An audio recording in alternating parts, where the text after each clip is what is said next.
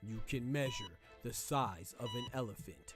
You can clock the speed of a cheetah, but you can't quantify the heart of a kings, queens, and in-betweens. Welcome to Dr. Boxing Talk. Stream starts now. The champ is here! The champ is here! The champ is here! The champ is here! The champ is here! The champ is here! The champ is here! The champ is here! If I tell you I'm good, probably you will say I'm boasting. If I tell you I'm no good, you know one line.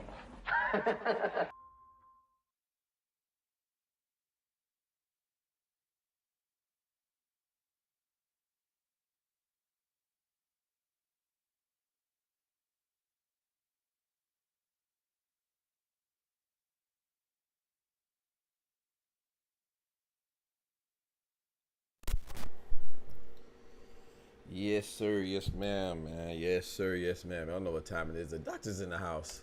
We get in the building. Make sure my audio good. All right, we good. We good. We good. All right. All right. All right. Oh, Lord. That thing loud. Yes, sir. Yes, sir. Yes, sir. Yes, ma'am. Look, check this out, man. So we got some things to talk about, man. But as usual, before we get to it, man, we got to definitely give praise and thanks to the Most High. So let's do that right now before we get started. You know, let's get right to it. Please bow your head to join me in prayer. Dear Heavenly Father, thank you, Lord, for waking us up to see this wonderful day. Thank you, Lord, for granting us your mercy, Lord, and hopefully we'll move forward in life, granting others similar mercy to what you show us, Lord, and the patience you have with us, Lord, and you know, and not let us be stuck in our ways, but also seek directions and paths that are not only better for ourselves personally, but most importantly better for our loved ones, our community, and society as a whole, Lord. And please let us aim to do the right thing and aim for change that is productive and change that is beneficial and change that is good for spiritual growth, emotional growth, financial growth, physical growth, mental growth, Lord, not just change that feels good at the moment, Lord. And please you know, continue to give us your mercy and your grace, Lord, and let us follow your ways the best as possible, Lord, and forgive us for our sins that we commit, you know, on a daily basis that are sometimes intentional and sometimes unintentional, or even ones that we don't notice, Lord. Please forgive us for those, and We ask for your forgiveness for those, Lord, and please continue to give us your strength, and let's continue to also have courage to seek and chase our goals, Lord, and be able to achieve all things, because all things are possible through you. In Jesus' name, amen. Amen. Look at my boy Oscar coming in early, man. Shout out to my boy Oscar. Oscar in the building. My boy Oscar hit me with the big sticker, you know what I'm saying? Feeling super. Shout out to my boy dropping that bread, that cheese, that butter. These biscuits.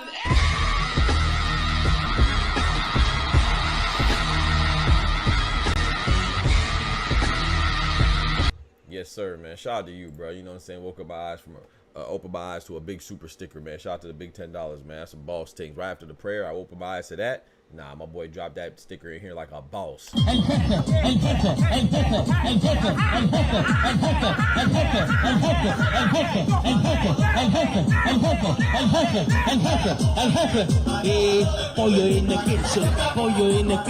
Yes, sir. Big chicken in the kitchen. You feel? I appreciate it, bro. But so I want to talk about this ranking show. Shout out to Oscar, man. Compliment to Oscar. I was gonna do a great ranking show, but I want to save that for a later date. I think that we could revisit the 135, 140 pound division as far as rankings go. There's been a lot of movement, you know what I'm saying? There's been a whole lot of movement, man. And I want to cover that, man. So we may or may not finish it today. That's fine, because I do have to go. My brakes are a little squeaky, so I gotta change my brakes. You feel me? So I'll probably get off after like 2 hours or such. This won't be an extremely long show, but it's not gonna be a short one either. You know what I'm saying? We're gonna get it in. But yeah, man, shout out to my boy Oscar again, man. Dropping that bread, that cheese, that butter. These biscuits.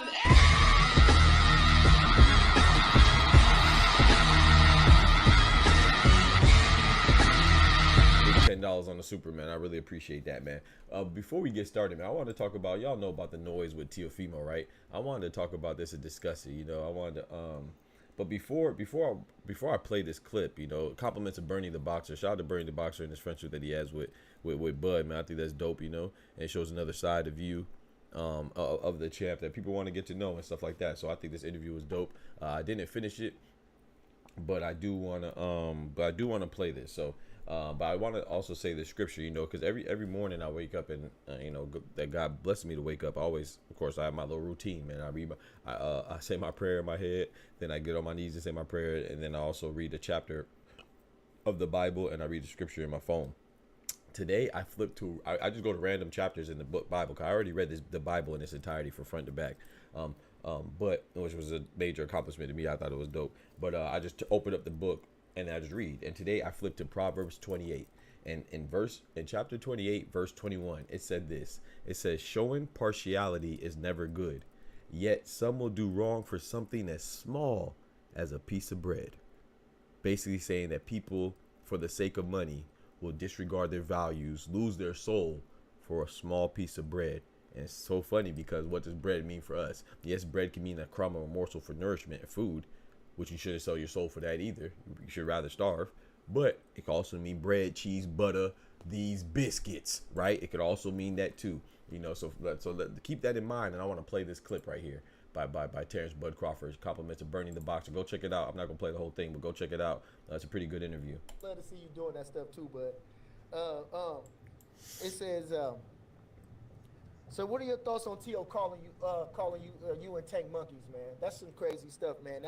You know what I mean? So he said, what do you think about Teofimo calling you and Tank monkeys? Let's keep it going. Remember, we already talked about this yesterday. I feel like, man, like if you could be canceled, man, that dude should be canceled, man. That's not right, man. That's mention being canceled. Remember that? Mention being canceled. Yo, my boy Mike in the building. And somebody need to beat his ass, dude. He gonna get his ass beat. He close to getting his ass beat. He said mention being he mentioned being canceled. T.O. is doing everything he can to get some attention right now. T.O. is doing anything he can to get some attention. Remember, people will do wrong for something as small as a piece of bread. Remember that. That was in the verse. Okay, let's keep going. You know, I need to beat his ass, dude. Said He gonna get his ass beat. He close to getting his ass beat. Man, listen though. You know, T.O. is doing everything he can to get some attention right now. You know, a lot of people say, oh, well, T.O. this, T.O. that. Bud need to fight T.O. because of Canelo this. And this and that. T.O. is like the little kid that's screaming for attention. T.O. is like the little kid screaming for attention. Go back to anybody who would do something wrong for something as small as a piece of bread. T.O. has a kid, right? If I'm not mistaken, he has a kid. So as a man, once you're a kid, I mean, once you have a child, you know, and you're a man. I don't care if you're 8 years old or 80. You're a man now. You know what I'm saying? You got somebody you got to take care of. Now, of course, there's circumstances that make that better. You know what I'm saying? Make you more prepared. But you are, if you've grown enough, now I'm not talking about an extreme case where, you know, sexual assault's involved, or, you know what I'm saying, molestation. I'm talking about if you willingly go into an action that causes the reaction to be birth of a child, you got to take care of that child. You know what I'm saying? You are a man. So T.O.'s not a kid. You know what I'm saying? He's saying figuratively, he's saying he acts like a kid. But let's keep it going. In any kind of way. He don't care if it's good attention. Is like the little kid that's screaming for attention. In any kind of way. He don't care if it's good attention, bad attention. He just want to scream for attention. He don't care if it's good attention, bad attention. He just want to scream for attention. Because what do we talk about? This is the days of social media. Good attention is almost bad attention. You know what I'm saying? there is no good attention, because people do stuff that they normally wouldn't do, and they put a camera in front of their face and they get applauded, no matter how whack it is, no matter how weird it is, no matter how goofy it is, no matter how disrespectful it is. It doesn't matter as long as people are talking. This man doesn't have a fight coming. He literally got on to Cam and Mace because of his relevancy, due to him being disrespectful towards Terrence Crawford and Gervonta Davis. He doesn't have a fight coming. Why did they interview, I don't know, Brian Norman Jr. He had a fight. He's injured now, but he had a fight coming. Who else has a fight coming? You know, that's in America right now. Gervonta Davis is talking about having a fight. Why didn't he have him? You see what I'm saying? So it's just great. The whole situation with Devin Haney that's going on. They did have Bill Haney. Why didn't they reach out to Devin? Maybe they did reach out to Devin Haney. Devin Haney was like, I'm not going. I'm not going. You know what I'm saying? What about Caleb Plant? Caleb Plant just had a great fight. Why didn't they reach out to him? But they had Teofimo, who doesn't have a fight and won't have a fight till next year. We already talked about that though. Let's keep it going. Now, had that been me or Tank, Yes. that call him a Yes. racial slur, Yes. you know, they would have been trying to cancel us. They would have been, you know, all the bloggers would have been, you know, disrespecting us, calling us racists, and it'd have been all over all the news outlets. You know what I mean? In the places. I just look at things like that, like. But let's run that back again. That's very important what you just said. Is like the little kid that's screaming. And this is what I said yesterday. If they had said that about a Latino fighter, or a white fighter, or an Asian fighter, I said they would have been reprimanded for it. People would have disrespected them. People would have not disrespected them because they would deserve it. You know, I'm not saying that they should. I'm saying that if you do anything that's wrong towards people, you should be held accountable. It don't matter what you look like or who the target was. If they would have said that about Teofimo, they would not be embraced. They would not be celebrated. They would not be laughed with. Cam and Mace weren't laughing at Teo. They were laughing with him. Come on, let's keep it going. Wait, he don't care if it's good attention, bad attention. He just want to scream for attention. Now, had that been me or Tank, Yes. that call him a racial slur, Yes. you know, they would have been trying to cancel us. They would have been, you know, all the bloggers would have been, you know, disrespecting us, calling us racists, and it'd have been all over all the news outlets. You know what I mean? And I just look at things like that, like the hatred that's within always shows. All right, so that's it, man. You can go check out like I said, this is on Birdie the Boxer's page. You can go check it out yourself. So he goes on to say essentially that essentially what he goes on to say is that has always been in him. You know what I'm saying? As far as that hatred and that racism in him, it's always been. It just came out now, so it's always going to expose itself. That's what it says. The truth will always come to light. You know what I'm saying? You can fool some people sometimes, but you can't fool all the people all the time. Shout out to my boy Bob Marley. You know what I'm saying? He's right there on my wall.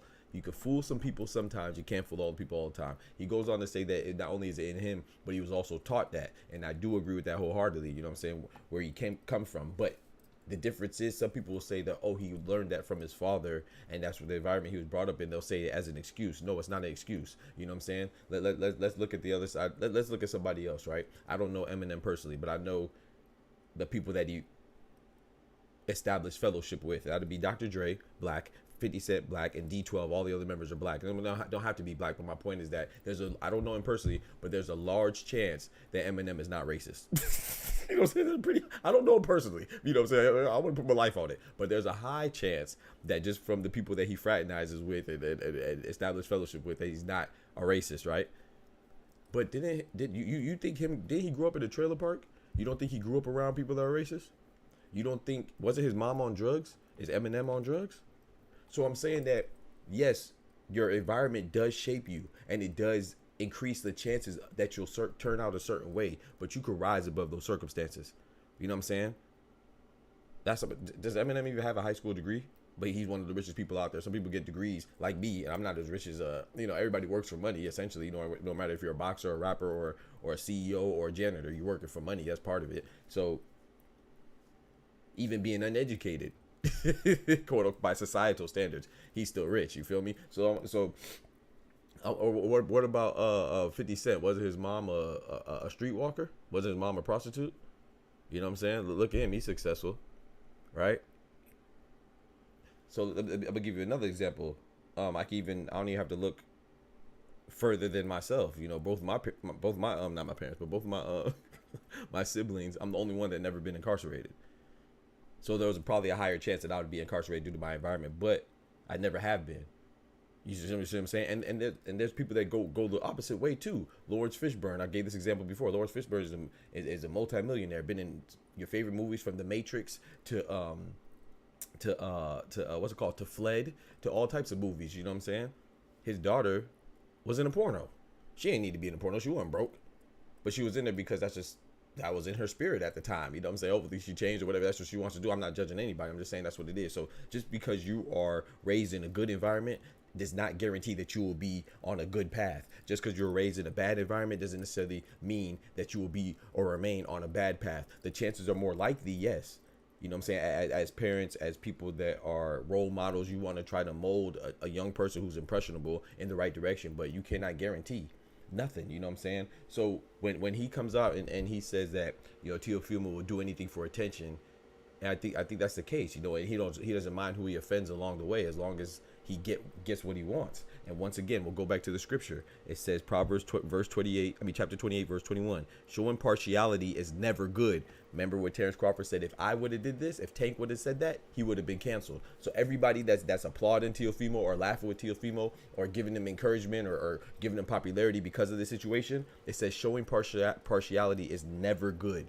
Meaning that if you're not going to treat Terrence Crawford the same way that you for saying some despicable stuff, if you wouldn't treat him like Teofimo, then you shouldn't treat Teofimo how you're treating Teofimo. You see what I'm saying? So if you wouldn't praise Terrence Crawford for saying some crazy stuff, you shouldn't praise or laugh with Teofimo for saying some crazy stuff just because they look different. If you would cancel Terrence Crawford for saying some crazy stuff, you should also cancel Teofimo for saying some crazy stuff. If you canceled Margarito for cheating Miguel Cotto when it wasn't proven, you should also want to cancel Ryan Garcia for cheating Devin Haney when it was proven. Again, that's partiality. You know what I'm saying? Partiality is never good. Let's read the scripture again. Showing partiality is never good, yet some will do wrong for something as small as a piece of bread. Okay, what did he say? He talked about everything. He talked about partiality as far as him and Tank being canceled if they would have said some crazy stuff, and Teofimo not being canceled. In fact, he was even embraced by people that looked like the same people that he was disrespecting. You see what I'm saying? Which is partiality. And then he said that he's like a kid that will do anything for attention. That's the part about doing it. You would even do wrong for something as small as a piece of bread, and everything. But it also says in the Bible too that we're all sinners. You know what I'm saying? And it also says that we should forgive each other and forgive others. And that's what we should do because we all sin. So he who has not sinned cast the first stone. And I try to repent every day. I even ask God to forgive me for things that I haven't done yet. You know what I'm saying? I try my best to go forward. However, most importantly, God knows I'm a sinner.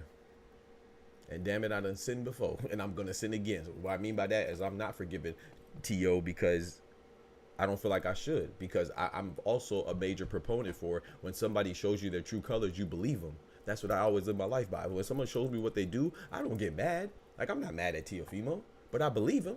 So now, in order for me to give to do my due diligence and give what I believe should happen and make sure no one forgets, every time I mention Teofimo, I'm gonna call him racist ass Teo. And every time, just like I do Ryan Garcia, every time I mention Ryan Garcia, I say cheating as Ryan.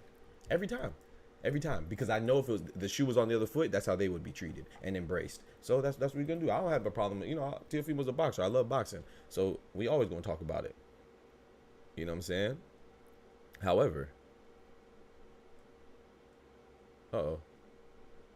every time I mention him, I'm gonna call him racist ass Tio. Him and his daddy. If Tank or Bud would have burrito pressure in the internet would have been on fire. Would have said burrito. That's crazy, Oscar. Yeah, and that's the thing. Like I said, I don't know what's going on with my thing. So the point is that people do make mistakes, but at the same time, we should be reprimanded and show some accountability for the mistakes. He didn't apologize, bro. That's the thing. He did not even apologize. They didn't even ask him to apologize. They laughed with him, bro. And I think that's corny. You a sucker, bro. I don't care if you, like I said, being a sucker don't matter if you rich, poor, old, young, black, white, male, female, Christian, atheist. You a sucker, bro. It don't matter. It has no bounds. There's no limitations to your suckerdom. That was some sucker shit. I'm gonna call it what it is. But Lamar Crawford, my boy Dub in the building. So I did go check out that interview, man. I think it's dope. It's a dope perspective. But we already know you're not gonna learn anything because unless you're just oblivious to life, that's what it is. We already know that's the case. You know what I'm saying? People get treated differently when often when they do the same stuff, as long as they look a different way or their target is it looks different too. You know what I'm saying? It's just like I said with Kobe Bryant, man. Kobe Bryant has committed that. He had that allegation with the sexual assault with that woman that they settled out of court. That was 20 years ago, 2 decades ago. The man's dead. I still see people bring that up posthumously. Ben Roethlisberger, you would think if you didn't know better, you wouldn't know that he had 2 sexual assault allegations. They don't even talk about it. Dana White slapped his wife on TV at a New Year's Eve party because he's tied in with ESPN and he looks a certain way. They don't talk about it. You see what I'm saying? Didn't Floyd go to jail for throwing his girlfriend's phone or something like that? And I'm not condoning any type of violence. I'm saying, yes, Floyd should get reprimanded and punished, but Dana White should also get punished. I'm not saying don't punish anybody. I'm saying punish everybody equally and fairly. So if you're going to be mad at if you're not going to be mad if Teofimo says something, then don't be mad if Terence Crawford says something. If you're not going to be mad and now you're in a way calling American fighters soft, saying they don't have fighting spirit, don't get mad at Keith Thurman when he says he believes that he could beat Mexican fighters can't beat him. Now you're in a way Japanese said that American fighters are soft. They don't have fighting spirit. That's synonymous with being soft. Nobody got mad at that. You shouldn't get mad at that. I don't think you should be mad at that. That's his experience. You know what I'm saying? He's undefeated. He beat every fighter that he fought. He beat American fighters. He also beat a whole bunch of Japanese fighters too, but he didn't say they didn't have spirit. In fact, he beat more Japanese fighters than he beat American fighters. He never said Japanese fighters don't have spirit because he has pride in his culture. So should we. And I'm not going to let somebody remove my pride because I'm worried about their feelings and how they might react towards me. You know what I'm saying? 'Cause I have no malice in my heart. You see what I'm saying? So I didn't get mad at Naya anyway for saying that because he's a boxer. That's what he does. That's his experience. That's okay. But then in turn, why would I get mad at Keith Thurman for saying the same thing towards another culture? He said that he doesn't believe Mexican fighters can beat him. Same thing that Teofimo said about Puerto Ricans. He said Puerto Rican fighters are soft. He said that he thinks, well, he said, let me use his words. He said verbatim, he said Puerto Rican fighters are weak. Some people got mad at him. The same people that didn't get mad at Naya anyway got mad at him. You see what I'm saying? Impartiality. I mean partiality. You should be impartial. Same with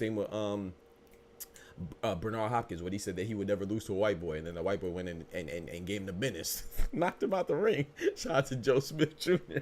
You know, but people got mad at that. But they don't get mad at Naya Inoue's comments. Why? It's the same stuff. Just targeting a different culture. You see what I'm saying? Partiality, bro. Inoue beats all of them though. That's stupid. What does that comment have to do with anything, Sydney Gang? What does that have to do with anything?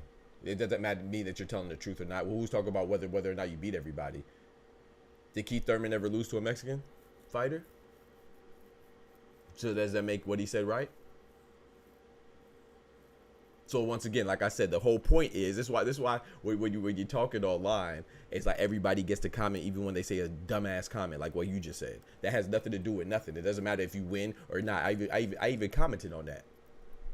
But if you're going, the fact still remains, if you're going to be mad at Keith Thurman for what he said towards Mexicans, if you're going to be mad at Teofimo for what he said towards Puerto Ricans, if you're going to be mad at Burt B-Hop for what he said towards white fighters, then you should also be mad at Inouye for what he said towards American fighters. If you're not going to be mad, then if you're not going to be mad at one, don't be mad at them at any of them. I didn't say that Inouye can't say it. In fact, I even said that he can say it. I said I even like that he said it.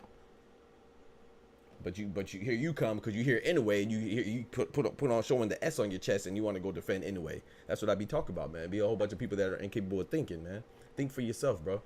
Don't jump out the window on something that you're wrong about, bro. Question: Are people going to strike by not watching TV? No. They're still gonna support. And me too. Yep. He said, "Sorry, I'm half asleep, dog. You good, bro?" Or people don't apologize. You good? I half asleep was trolling. I know you was trolling. He said, "People still support his career." That's what people like to do on the internet, you know. And trolling. That's exactly what I was talking about. Trolling is cool. You see what I'm saying? Trolling is cool. It's so weird, bro. With social media, trolling is cool. But shout out to Cindy Gang though. You my guy though. I'm just going off of speaking though. You know you my boy. Or people still support his career at Doc and Orion is just a temporary feeling. Yeah, you're right, Dub. It's just a temporary feeling, you know. And I'm part of the problem, which is why, like I told you, I'm mad I didn't stop watching the NFL sooner because I've seen stuff that led up to me just be like, oh, okay, it's over with. You know what I'm saying? Because you know certain people would hit their girlfriends. And then they'll get mad at them. Certain people will have dog fights at their compound, not them do it themselves, and you'll be mad at them. But then other people will have sexual assault allegations, they wouldn't be mad at them. Other people will hurt their girlfriends, but as long as they're good enough, they'll get a job in the NFL. And then with the Colin Kaepernick situation, I was like, man, that's it, you know. But I should have turned my back on it before. But you know, that was just the tip of the iceberg. So, and I'm not just talking about black fighters or white fighters. I'm talking about, black players or white players, Hispanic players or cornerbacks or running backs or whatever. I'm talking about all of them. You know what I'm saying? Like look at the I can't remember the one white dude. I don't remember his name. Thank God I don't remember his name. His name doesn't deserve to be remembered. But he beat his girlfriend and then he got another job because he was good on another team. Same with Greg Hardy. Greg Hardy like threw his girl on what it was, like threw her on some guns or a mattress or something, and then he got a job because he was good. But then they canceled Mike Vick because his homies were fighting dogs at his compound. Not saying that you should do that. They should all be punished is what I'm saying. One is not worse than the other. You know what I'm saying? And so it's just there's no consistency. Even with Ben Roethlisberger and the Kobe situation, Ben Roethlisberger did the same thing, had the same allegations Kobe had, and he settled out of court just like Kobe did. But in fact, Ben Roethlisberger did it twice, and he was still throwing the football like nothing happened. In fact, they don't even talk about it. And that's what I was doing with the NFL. And like I told you yesterday, Dub, I said I'm considering not watching Teofimo and Ryan Garcia's fights anymore. I'm considering that. So you're right. He said Tank numero 2 at 135. Oh really? Who's number 1? He said, what you think about people calling Haney soft for suing Ryan? Thanks for being fair and answering the tough questions, because remember, people will call us out if we watch Teo in the future or Ryan. Yeah, facts. We would get called out, but then other people would watch the same people and they wouldn't feel. You know what's crazy? I'm gonna say this, Dub. That was a very good point, man. And I appreciate you holding my feet to the fire, because that's what we hear, open dialogue. But you know what's crazy, right? The same people that would use terms like monkeys towards certain people and think that they're being offensive are the same people that will also say the N-word in casual conversations. And then they're the same people that won't get offended by somebody attempting to be disrespectful towards people that look a certain way. You see what I'm saying? So they're like, on one hand, they'll use slurs towards people that look a certain way. Then they'll use the same slurs, like N-words, in casual conversation. But then they'll turn around and say, oh, well, you know, you should just get over it because I didn't really mean it like that. Huh? So you're not offended by people saying, so you don't. So what I'm saying is, because people are only capable of seeing right or wrong when it impacts them directly. So if a racial slur doesn't bother you, and it doesn't bother you at all that they say it, then that means that you don't affiliate with that culture that racial slur is offensive towards. So why are you using words and actions and appropriating a culture that you don't relate to enough to be offended by others when they say things directly with the intention to affect and disrespect that culture? You got to ask yourself that. I don't know. It's weird, right? It's weird, right? Like, I don't have to be Hispanic to recognize someone using a Hispanic slur or an Asian slur, or I don't have to do that. You know, I don't have to be a woman to recognize when someone is doing something disrespectful towards a lady. I don't have to be a dog to recognize that kicking your dog is not good. like it's just basic. That's what people say. Oh yeah, well I wish you was. And I know just I guarantee I do think that you should have some mercies towards people and stuff like that. Like I said, we're all sinners, so we should forgive and forget. You know, like I said, I am a sinner and stuff like that, and ask for forgiveness. But I'm not going to disregard what people do. I'm going to believe them when they show me their true colors. I'm going to believe them. You know, I'm going to believe them. So, you know. But we'll see how it goes, man. I'm going to believe him. But yeah, shout out to Terrence Crawford for expressing his thoughts, and shout out to those that have patience, you know. But make sure you're having patience with everybody. So make sure when you're critiquing somebody, and when Devin Haney sues somebody, you don't say stupid stuff like Devin Haney's the first person to ever sue somebody in boxing. No, he's not. And you don't say stupid stuff like, oh, if you lose a fight, then you're gonna sue somebody for battery. That just demonstrates your ignorance to the highest level. You are the pinnacle of ignorant. Battery is not just touching somebody or punching somebody. It's battery is unlawful physical contact. Unlawful physical contact. You know the part that was unlawful with Devin Haney and Ryan Garcia? The fact that he had performance enhancing drugs. Emphasis on the enhancing part. Emphasis on the enhancing part.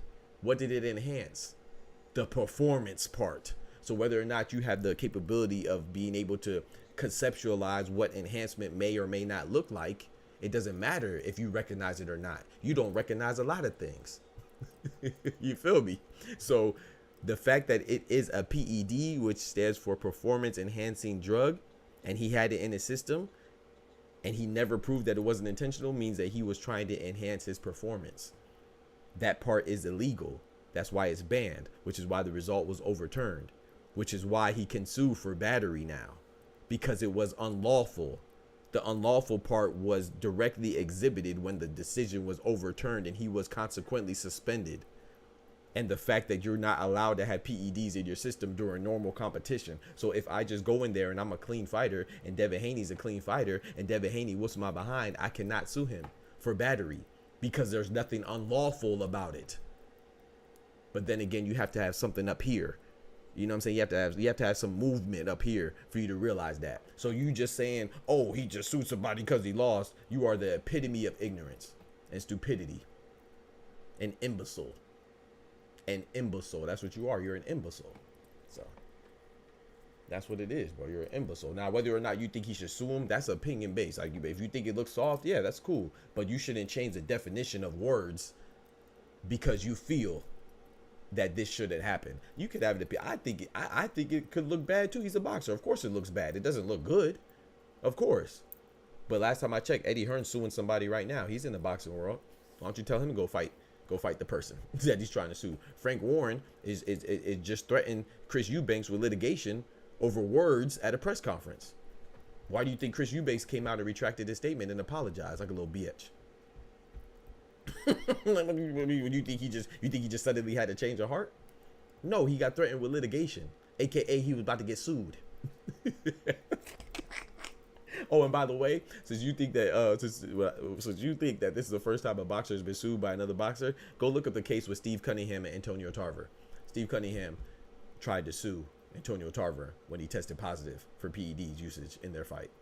So it's not the first time. Since quantity makes quality all of a sudden, go look that up. All you gotta do is do your due diligence, man. This is all public knowledge. It's all free on Google. If you have the internet, if you could be on the internet to troll somebody on Twitter, you could be on the internet to see documentation and see what's right. But you don't want to see what's right. You just want to support anybody who is saying all types of nonsense that backs up your preconceived notion of what you think should happen based on your feelings, and your feelings in your heart are probably some racist feelings, because the same people that are saying that have said, I'll never forgive Antonio Margarito for what he did, are the same people telling Devin Haney to get over it. But then it's a different type of cheating though, right? Okay. Same people that got knocked out by Conor Benn when he was cheating are the same people telling Devin Haney to get over it. Why are you still talking about Conor Benn cheating? Why are you still talking about Conor Benn cheating you with PEDs? Why? If it doesn't matter, if you should just get over it, why are you still talking about it 10 years later? You got your ass knocked out. Suck it up, man. You're not even a boxer anymore. Suck it up and keep it pushing. Prey face was good. Too many children have access. That's a fact. That's a fact. And I'm not talking about children as physical age. I'm talking about children as a mentality. And if you're not a child, you don't have an excuse to act like one. No, I don't care where you're from or who raised you.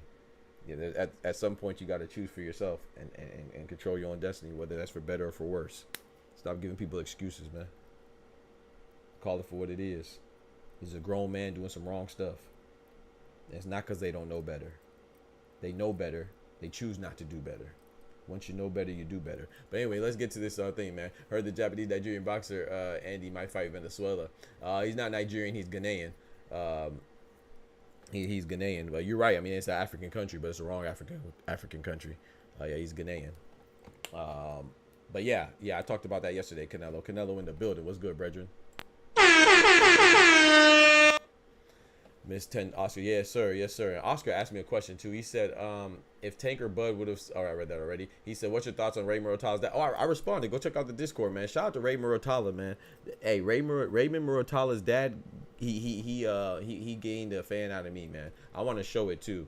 I don't even like the interviewer though, so I kind of don't want to show it because then it's gonna advertise his platform, and I think his platform is anybody who says stuff like that to me, your platform is trash because you're trash. I don't care how big it is. Just because you're just a big pile of trash. You know what I'm saying? You know, people confuse popularity with something that has substance. And these days, the more substance you have, the least popular you'll be. The less substance you have, the more popular you'll be. You know what I'm saying? So that's why everybody's out there with their meat slinging on the internet and gosh dang with their titties out and all that. Is there substance there? Where they put a dick in their face and a camera in their face at the same time and put it on the internet. And there's no substance there, but that's what gets you popular, right? You know what I'm talking about? So I mean, you go ahead and lose your soul for, you know, now if that aligns with your morals, then do it. I'm not attacking anybody in any particular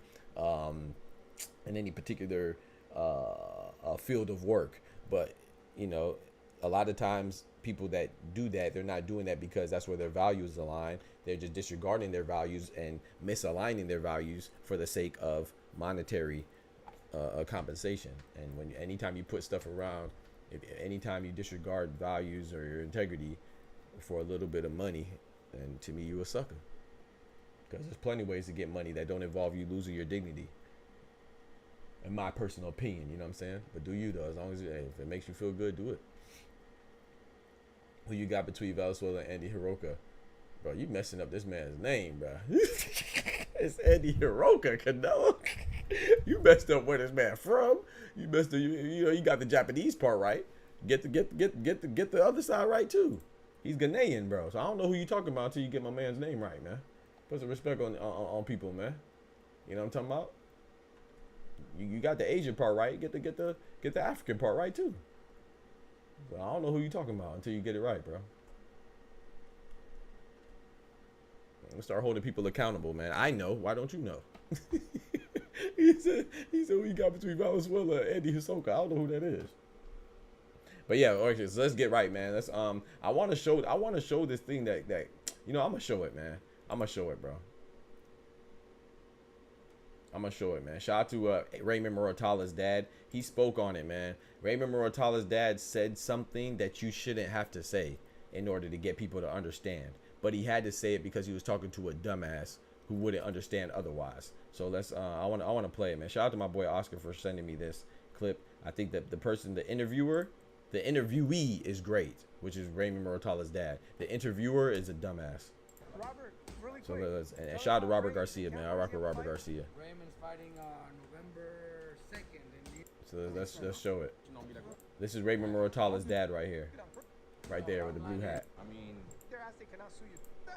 So this is what the dummy says. That if you kick their ass, they cannot sue you. He said that if he kicks your butt, he can now sue you for it. From now on, any one of your opponents has to sign a waiver that if you kick their ass, they cannot sue you. Seriously? If you got to sign over, that's what he took from Devin Haney losing to Ryan Garcia. You notice how he conveniently disregarded the PEDs, right? He said if you get your butt whooped in a boxing match, you could be sued. That's not the case at all. You understand what I'm saying? That's like saying that, oh, if you have sex with somebody, you could get put in jail.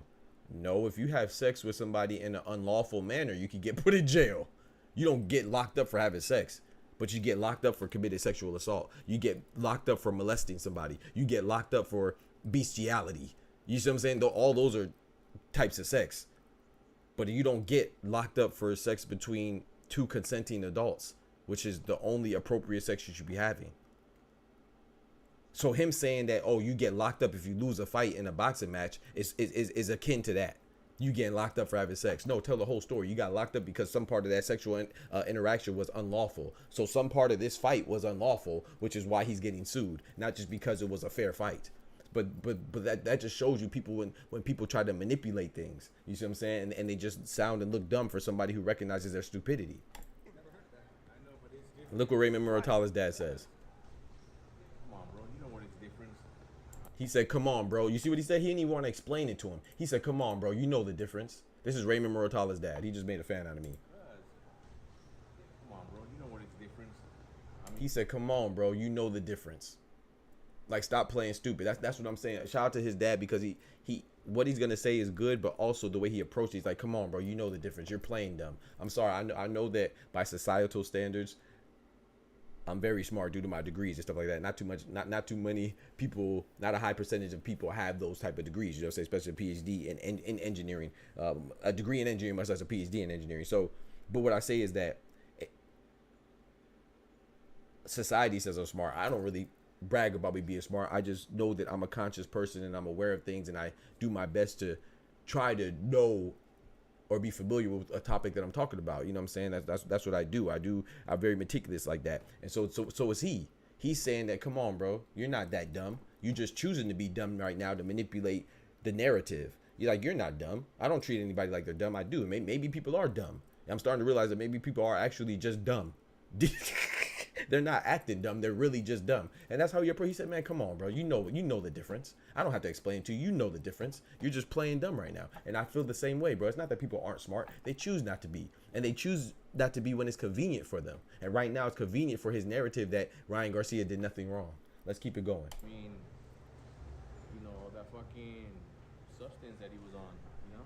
The substance that he was on, he didn't even have to say what substance it was. He didn't have to add no specificity. The fact that you're on a substance, and one of the substances that you're on in a fight is on the banned substance list, that's enough. You cheated. Now let's keep it going. Yeah, but the amounts were so minimal, and he agreed to the missing weight.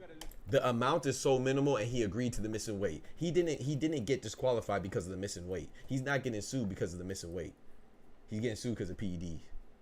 Let's keep it going. He never agreed to the PED. Talking about he agreed to it. He never agreed to a PED use. If that was my son and the same shit would have happened, I would have acted the same fucking way, bro. Talk to him. I would have acted the same. Let's hear what he just said again. And you shouldn't have to go this far. If you should be able to recognize when somebody is being wrong. You shouldn't have to directly relate. He shouldn't even have to go this far to say, if that was my son. You should be able to recognize wrong from wrong and right from right. Whether it's a stranger, whether it's a loved one, whether it's your grandma, whether it's your nephew, whether it's your dog, whether it's just, you know what I'm saying, whether it's somebody across the street, whether it's somebody that's poor, whether it's somebody that's rich, whether it's somebody that's old, whether it's somebody that's injured. It doesn't matter, bro. I don't have to be able to relate to a person in Ethiopia getting their house robbed to say that robbing somebody's house is wrong. But just for the sake of argument and discussion, for this simpleton that he has to break it down to, he's saying if somebody cheated my son, I would act the same way. And 1,000 people, 1,000,000 people, every person would can relate to that sentiment. If that was his son, he would react the same way. You shouldn't even have to go there. It shouldn't have to be your son that's wrong for you to recognize somebody being wronged. But a lot of people act like that because they're dumb. That's like I said. If you're a human that lacks humanity, you're no longer a human. If you don't have humanity, that means you're not human. I'm sorry. You're a maggot masquerading as a human. You're an insect occupying the shell of a human. And he agreed to the missing weight. You gotta look at it this way. If that was my son and the same shit would have happened, I would have acted the same fucking way, bro. And I want to say this again. This is Raymond Murata's father. He done made a fan out of me for life. I like people when they use their brain, bro. It don't matter what you look like, bro. In fact, if you are a fan of boxing, you should also be mad at Ryan Garcia. But you're not a fan of boxing. You're a fan of boxers. That means that you want Devin. You hate Devin Haney so much that you don't care how he loses. Ryan Garcia could have brought in a pistol or a Uzi and sprayed him down. You would have said, oh man, he should have dodged the bullets. He should have went into Vasily Lomachenko Matrix mode, turned into Neo and dodged the bullets. and you love Ryan Garcia so much that you don't care if you took a freaking assassin's ninja star and and hit Devin Haney with it. You would have said, oh man, he's a beast for being able to throw ninja stars. Ryan Garcia could have hopped in there with his uncle and his cousin and them and jumped Devin Haney. You would have said, oh, that's okay. You know, he still won. You still got your butt whooped in front of me because you love Ryan Garcia so much. That's too much emotion for two men that you don't know, especially coming from an adult male. You either like Ryan Garcia way too much or you hate Devin Haney way too much. I don't hate or love any type of boxer to where I'm going to disregard them cheating. If Tank came out and cheated and beat up Teofimo Lopez, I would still say he cheated, and I would say that's wrong because it doesn't matter. You see what I'm saying? I like boxing. So for the integrity of the sport, at the very least, this lawsuit should decrease people and deter people from cheating at such a high rate. This is another reason why they may not cheat, because not only will you get suspended for a year, which is essentially inconsequential because that bitch only fights for one time a year anyway, you know, and he already fought this year, so that was meaningless. But also, they would touch your pockets, because I don't care what you see, everybody loves money. Look how they sell their soul for it. This man was bragging about cheating somebody, bro, and laughing about it and going on having interviews and having dumbass people like that say, oh, well, it doesn't matter. Well, if it didn't matter, why did Amir Khan get 2 years? He got so much time when he cheated against Kell Brook and had Austrian in the system. They banned him for so long that he said, F it, I'm just going to retire. Am I lying? Go look it up. Amir Khan got banned for 2 years for having Austrian in his system, and he lost. He cheated and he lost. So cheating doesn't have to do with the outcome. It doesn't matter if you win or lose. It matters that it's in your system. So when he says, oh, it was such a small amount, it doesn't matter. Well, Amir Khan had it in his system, the same Austrian, and he lost. He still lost.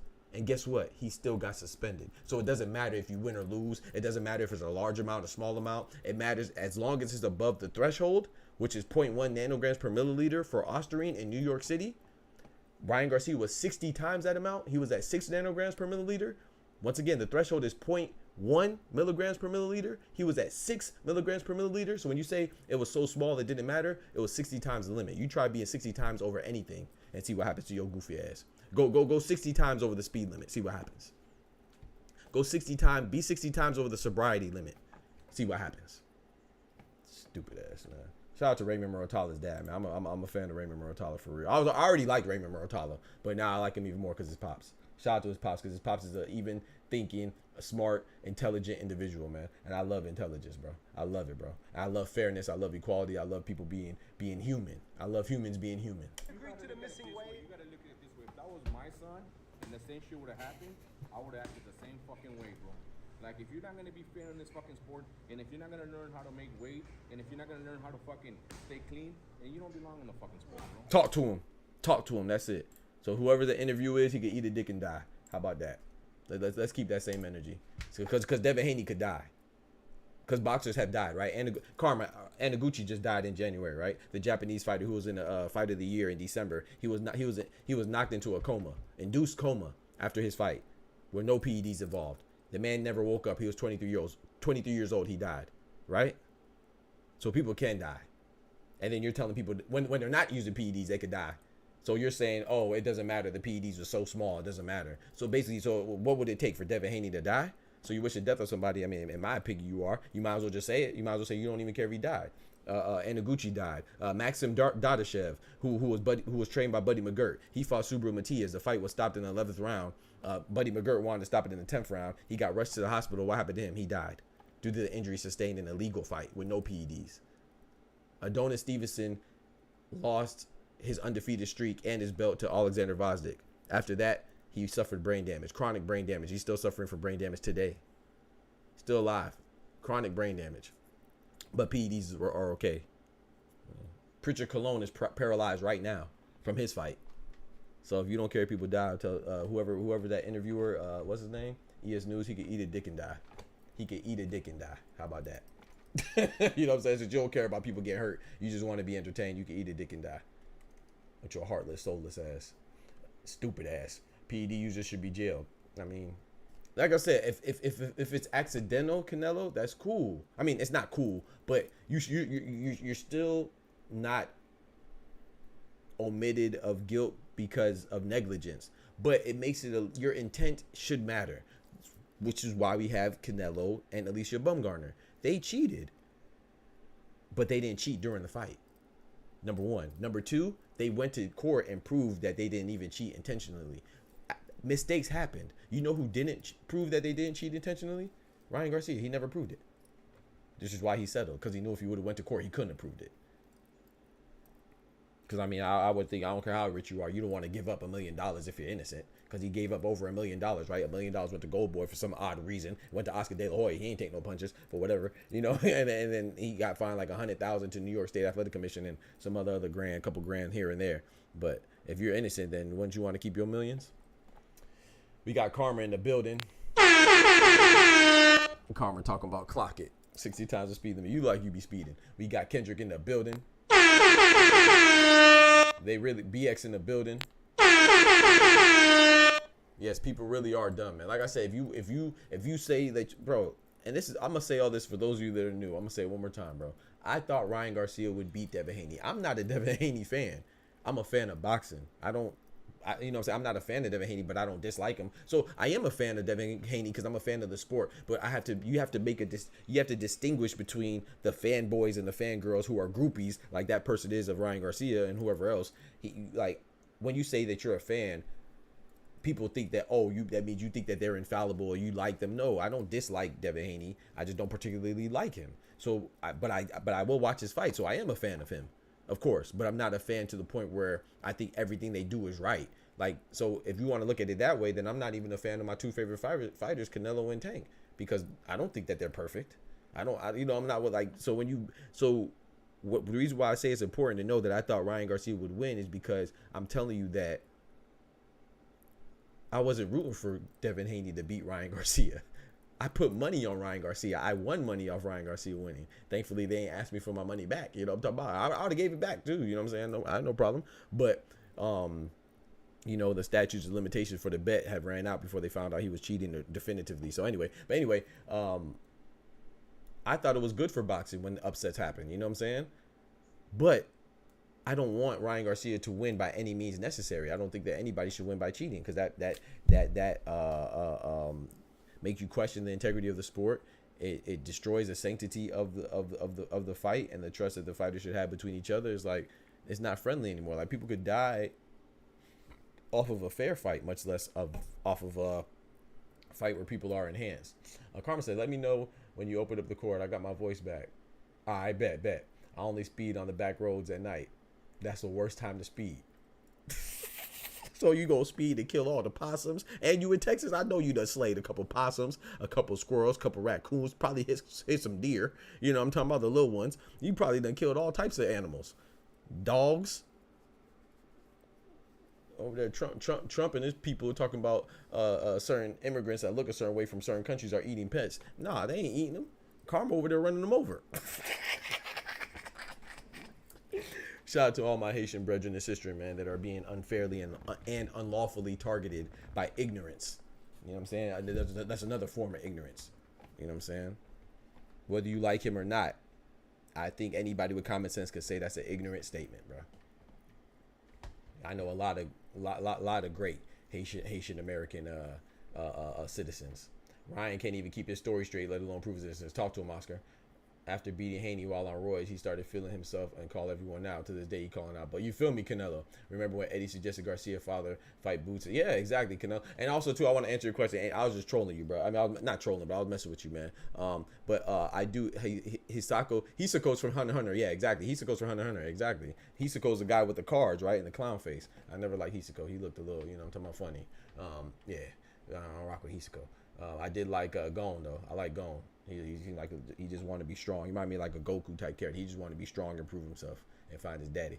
Who you got between Andy Hiroka and Jose Valenzuela? And do you see Andy go far? Yeah, I have Valenzuela. I got to give Valenzuela the benefit of the doubt. I like that fight a lot, man. I would actually prefer Jose Valenzuela versus Andy Hiroka over the Pitbull rematch.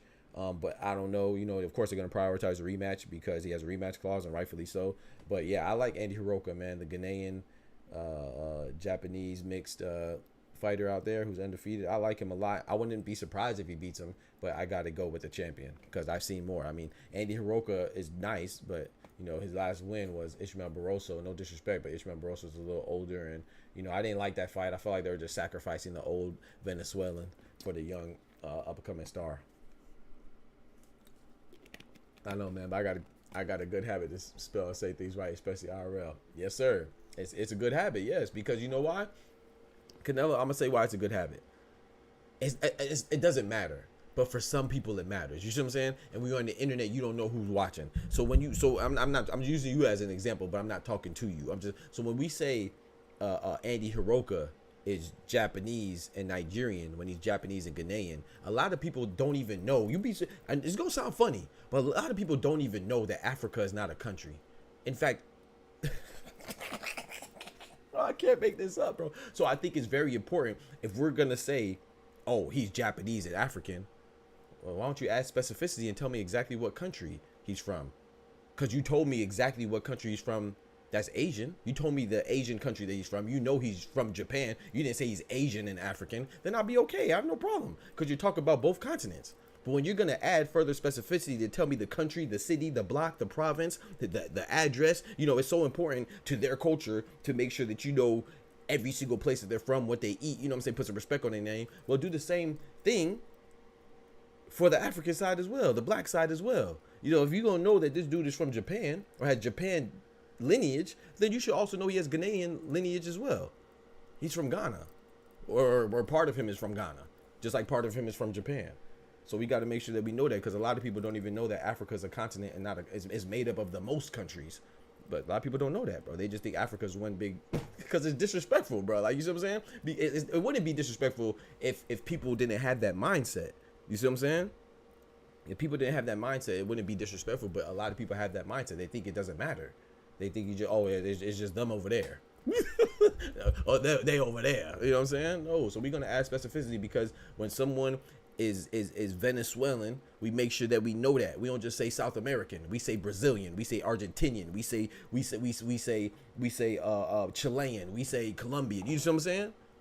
So we're gonna do the same. We're gonna put forth the same energy when we talk about Martin Bakoli. He's not just African. Yeah, of course he's African. You know what I'm saying? Yes, you have pride in that. But he's also from the Democratic Republic of Congo. So he's Congolese, which is a land formerly known as Zaire. We're gonna know that, bro. And we over here, we're gonna know that. I'm gonna know that. Nigerian jollof is better than Ghanaian jollof. Look at the carbon water fight. Carbon water fight by everything. But yes, we're gonna make sure we know that. We give respect to everybody, not just certain people. You know what I'm saying? Shout out to my Japanese brethren and sister, and shout out to my Ghanaian brethren and sister as well. You know what I'm saying? So I'm not coming at you. I'm just saying we got to be the change that we seek. You know what I'm saying? Because they don't just call Inoue an Asian boxer, they call him a Japanese boxer, right? So when we talk about Martin Bakoli, or we talk about Francis Ngannou, or we talk about, you know, Samuel Peter, we should add specificity to the exact country they have, because every country is different cultures as well. Just like every Chinese culture, Japanese culture, you have Nigerian culture, Ghanaian culture, Congolese culture, Ethiopian culture, Kenyan culture, South African culture. You see what I'm saying? So yeah, we're gonna distinguish between the two. If we don't know, we're gonna find out. You know what I'm saying? If we don't know where Francis Ngannou's from, we're gonna find out and Google it and see he's from Cameroon. He's Cameroonian, right? We're gonna do that, because when we talk about Naya Inoue, we Google and make sure that we know he's from Japan and not from the Philippines and not from Korea and not from China and not from not from Singapore, not any other Asian country. We know he's from Japan. So let's know that these guys are from Ghana, Nigeria, Congo, wherever, bro. Let's know that. People think Africa is a big talk to him, Oscar. So we're gonna know that, bro. And I'm gonna make sure that I set that precedent. So that's all I was doing. I wasn't really coming at you, bro. I apologize if it felt that way, but I'm just gonna make sure that we know that, because just like you know, and just as easily as you know, not you, just as easily as we know that Canelo's from Mexico, it's just as simple and easy to know that, you know what I'm saying, the other person's from over there or over there. It's just as easy. It's the same way that you know one, you can know the other. Just Google it. Google's your friend. New Mexico is in here, right? My boy Cito in the building. I tell people all the time, man, you should always be proud of who you are. That's not a problem. Pride of who you are, it should be a requirement. You should always be proud of who you are. But when you're so proud of who you are, you think it's your superior. That's when it's a problem, because no one's superior or inferior based off of what they look like or where they're from or what region they were born or the culture they were brought up in or what they're. No, that doesn't make you superior or inferior. You're superior because of what God already put into you. We're all superior, but a lot of us just act inferior. That you have in your heart. Is it over Pitbull if he loses a rematch against Jose in terms of becoming the champion? Is it over for Pitbull? I hope not, because like I said, I like Pitbull a lot, man. Every time Pitbull fights, I'm gonna watch him because he fights with that machismo. You know what I'm saying? And, you know, speaking of Mexican fighters, I think that he is. To me, Pitbull is. I'm not saying skill wise. Hear me out. But to me, Pitbull is the epitome of a fighter. He don't take no junk. He going. You know what I'm saying? He gonna find out. He gonna walk you down. Everybody he treats the same way. I don't care if Pitbull's in there with Tank or he's in there with Canelo or he's in there with Anthony Joshua. I would expect Pitbull to approach the fight the same way. And I gotta respect, and I love that about him. Is he one dimensional? Yeah. But he's a tough fighter. He knows what he brings, and he attacks like what I like to see from a fighter. You know what I'm saying? So he's one of my favorite fighters to watch. I think Jaime Munguia is also another one of those. He's gonna find out. I'm throwing punches and bunches, and either you going or I'm going, and most likely I'm not going. You going. So I rock with that. You know, I like Tank for the similar reason. Like, now his approach is different. You know what I'm saying? He's more cerebral, and he thinks more than, you know, him. I think Tank and Canelo are more similar as far as their thought process, and you know, but even Tank though, you know, Canelo in his later years now he seems to kind of fight one way. I think he still has it there if someone could bring it out of him. But as far as Tank goes, you could see him thinking and setting traps and stuff like that. So I really think Tank is, like, you know, and he has power. So for me, Tank is one of the best, and you know, him and Canelo are my two favorite fighters right now. But I like the way Pitbull approaches it. So to answer your question, do I think he's done as far as championship contention if he loses again to Rayo? No. But I think it's very slim for him to bounce back, because we got to understand too, you know, remember Pitbull's at 140. He's not supposed to be at 140. He's supposed to be at 135. And, you know, it's kind of like Tank when people say, oh, I want to go to 147. He really should be at 135. Tank could even be at 130. So Pitbull, he's just overachieving when he got that dub of that championship from Rolly Romero. So his championship run may be over at 140, but man, shoot, you don't think he can still wreck some shit in 135? Shit. You see them punches when he landed on Rolly, he's sending his body from over here to over there, to over there to over here. That boy's strong, man. Yo, shout out to my boy Cito dropping that bread, that cheese, that butter. These biscuits and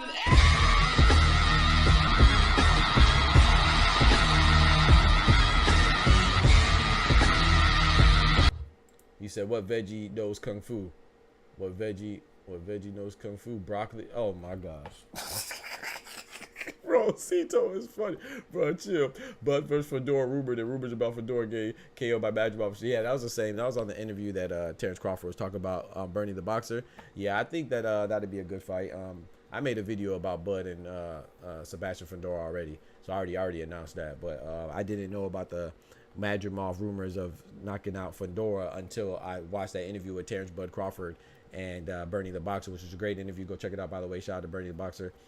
But that doesn't really matter to me. Sparring stories are sparring stories. But to me, what's more important is that Madrimov knocking out Fedora in sparring. Yeah, that's something cool. But I've seen Sebastian Fedora get knocked out by a lesser fighter in Brian Mendoza in a real fight. So I think Madrimov's better than Mendoza. Mendoza's good, though. I think he's underrated. You know, he only lost to good people like Erickson Lubin, Tim Zhu, and shoot, who else he lost to? Serhii Boachuk. So there's no shame. Like, he's not a bad fighter, but I don't think he's a caliber fighter of Israel Madrimov. And Israel Madrimov knocking out Fedora in sparring is not a shock. I mean, like I said, we saw Brian Mendoza knock out Fedora right in front of our eyes. You would be surprised that many Americans forget New Mexico is a state. Bro, that's what I'm saying. Bro, the ignorance is crazy. Bro, you know how many people... Since we talk, shout out to my boy Dub, man. You know how many people say that voting doesn't matter because the people don't vote? It's the electoral college. And I'm like, bro, like, people still running with that rumor. It's just a sign of laziness, if you ask me. Everybody who says that voting doesn't matter, to me, is a demonstration of their ignorance, man. It's like, bro, we all, like, they say the electoral college. How do you think the electoral college decides where they place their vote? It's off the popular vote of the people in that state, bro, or whatever area, whatever you want to break it down to in that area, bro. So it's not shocking. I learned that when I was like 12 years old, bro. All you had to do is pay attention. So when people say like knowledge is hidden in books and knowledge is hidden, knowledge is not really hidden, bro. It's just whether you choose to embrace it or not. This stuff is no secret, dog. I learned about that when I was like 12, bro. Well, I see grown men and women. Now, I know a lot of people don't know it, but once again, like what I was talking about with that Bible scripture that I read to y'all, a lot of things it's not, you don't know because it's difficult or it's complicated. You don't know because you're lazy. You don't know because you don't care. You don't know because you don't want to know. Now, can the Electoral College make an executive decision and put their votes elsewhere? Yeah, that's what they said they can do. But how often? Show me an example when they've done that recently. Show me an example of when that. So a lot of people try to fearmonger you into being lazy like them. So I brought that up to say that what I was gonna say, you'll be surprised that people don't know Americans that know New Mexico's a state. You'll be surprised at how dumb people choose to be, how dumb they choose to be, bro. Like, I'm sorry, bro. Like, you gotta respect certain things, and like a lot of people, like even with, but it's the same people that are disrespectful towards others' traits and qualities. It's like the same people that would not know that or think that people are smart because they're born into it or something like that. The same people that say, oh, if I had power like Deontay Wilder, I'd be a champion. No, you wouldn't, because you're not doing nothing in your life right now, except watching the other person and worry about what you don't have, which is a pussy mentality. And like I said, the worst type of pussy are the people that are pussy and they don't even have one.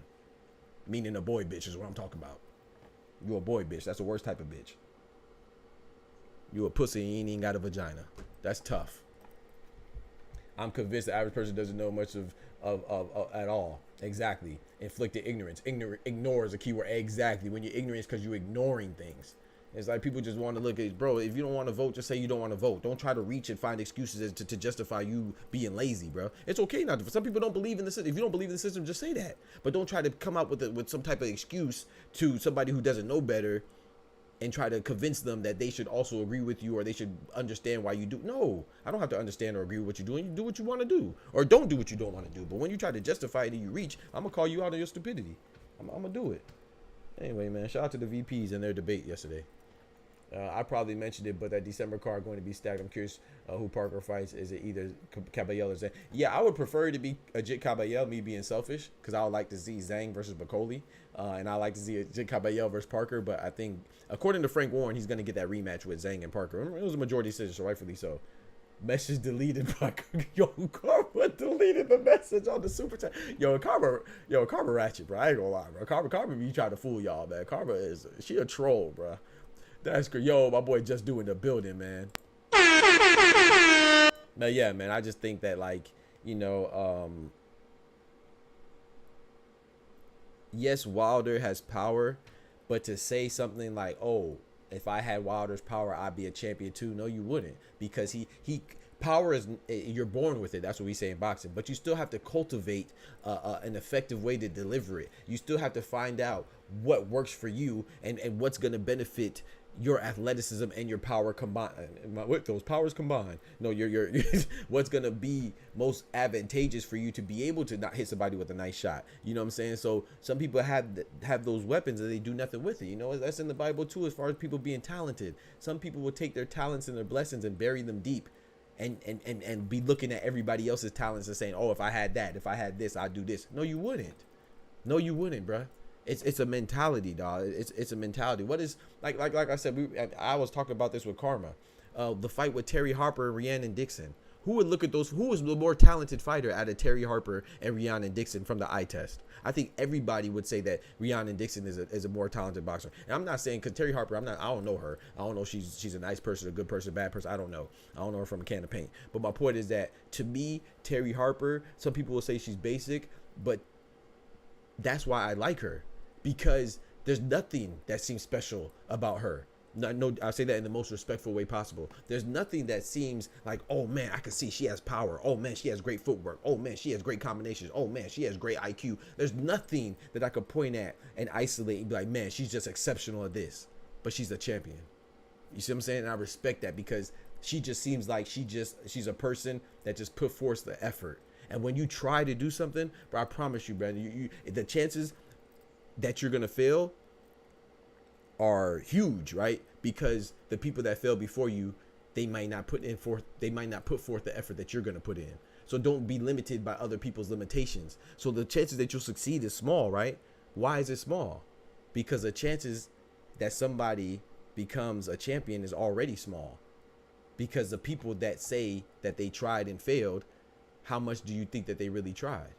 I'm a firm believer. I have to believe in that, because if I don't believe that you could rise above your circumstances I'd be lost. You feel me? So like, so you have to believe that what separates you from others or from whatever you're trying to do, or the winner or the loser or the failure or the success, is effort. You have to believe that. Because if you don't believe that, what's going to make you get up early and put forth that effort? What's going to make you keep going after you fall short? What's going to push you? So you got, you know what I'm saying? So I don't know, bro. I'm over here preaching. Let me shut up. You watching the Perrier? Nah, I'm not watching. I don't really watch MMA. I mean, I might. I don't know. I'm not going to say no. I've watched MMA fights before, but I don't prioritize MMA. But yeah, let's get to this ranking, man. Let's get to these rankings, man. I bet Crawford won't drag Teofimo. Glock 40 said, I bet Crawford won't drag Teofimo. I don't know what you mean by that. I don't know if you mean physically or verbally. I don't know what you're talking about. But you go ahead and make your bet, though, man. Go big, too. Go big or go home. Go big on the bet, bro. I don't know what you mean by that. I don't even know what that means, cousin. Glock 40. The Glock 40. I don't know what that means, cousin. All right, so let's do this ranking joint. Let me see. All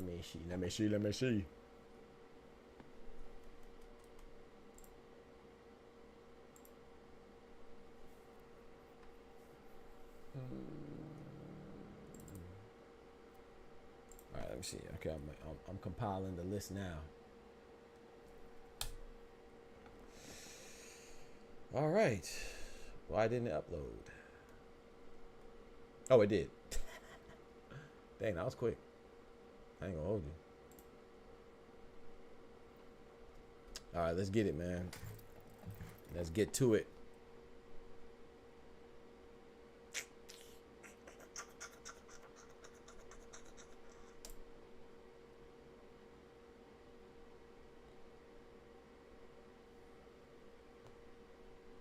Most is self-inflicted. I agree with that all day, dub. I'm not saying that people, some people have a bigger advantage than others. Some people are more gifted than others. But what there's a saying that hard work beats talent when talent doesn't work hard. Everybody could do what they, you know what I'm saying? It might be harder for you, but it's not impossible. You know, so let's do this tier list, man. We're going to do this tier list, man, of best boxers at 135 and 140 pound division. So we have the tier list: S tier, A tier, B tier, C tier, D tier. I put them in, don't focus on the words. We could call it anything, but I just separated the tiers categorically by boxing related titles. So pound for pound talent just means S tier. Champion level talent just means A tier. Star power talent just means B tier. Gatekeeper talent means C tier. Journeyman talent means D tier. That's it. So the S through A. So let's get right to it, man. Where do y'all want to start? Y'all want to start here at Rolly, or you want to start at Tank? Are we starting at Rolly? My boy Canelo made an executive decision. Let's start at Rolly. He said Rolly is B tier. We could start there. I disagree. I want Rolly to be there at B tier, but I think that he might be a little lower, unfortunately. I think his stock has dropped, especially with his last performance. But we gonna start there, man. We gonna start there. Like I said, we place fighters at the tier list, and then we revisit it at the end. So we don't have to get everybody right at that moment, but then we'll rearrange it with more specifically once we get at the end. You know what I'm saying? So we'll rearrange it more appropriately, add further specificity as to where this person lands, whether he's at the front of C or he's at the back of B. So let me also say this: when you're at the front of B, that means you're closer to A. When you're at the back of A, that means you're closer to B. So you know what I'm saying? So the closer you are to the front, that's closer to your 1, 2, 3 or numerical ranking. He said Rolly is F. That's crazy. No, get out. Get out of here. He's not F. He's not even on it. Come on, Karma. Come on, Karma. You disrespectful. Who the heck is this? Is that Alberto Puello? I think that's Alberto Puello, chat. Yeah, Alberto Puello, man. He's a champion right now, WBC at 140. Where we have him? If Rolly's a B, Puello has to be above him, right? So he's at least A, right? Right? G? Nah, y'all disrespectful to my boy Rolly. Y'all got to chill out, man. Y'all can't be disrespecting my boy Rollies. Come on now. Put some respect on Rolly, man. He's a former champion, man. Come on now. Come on now. We're going to start off at B, then we're going to rearrange.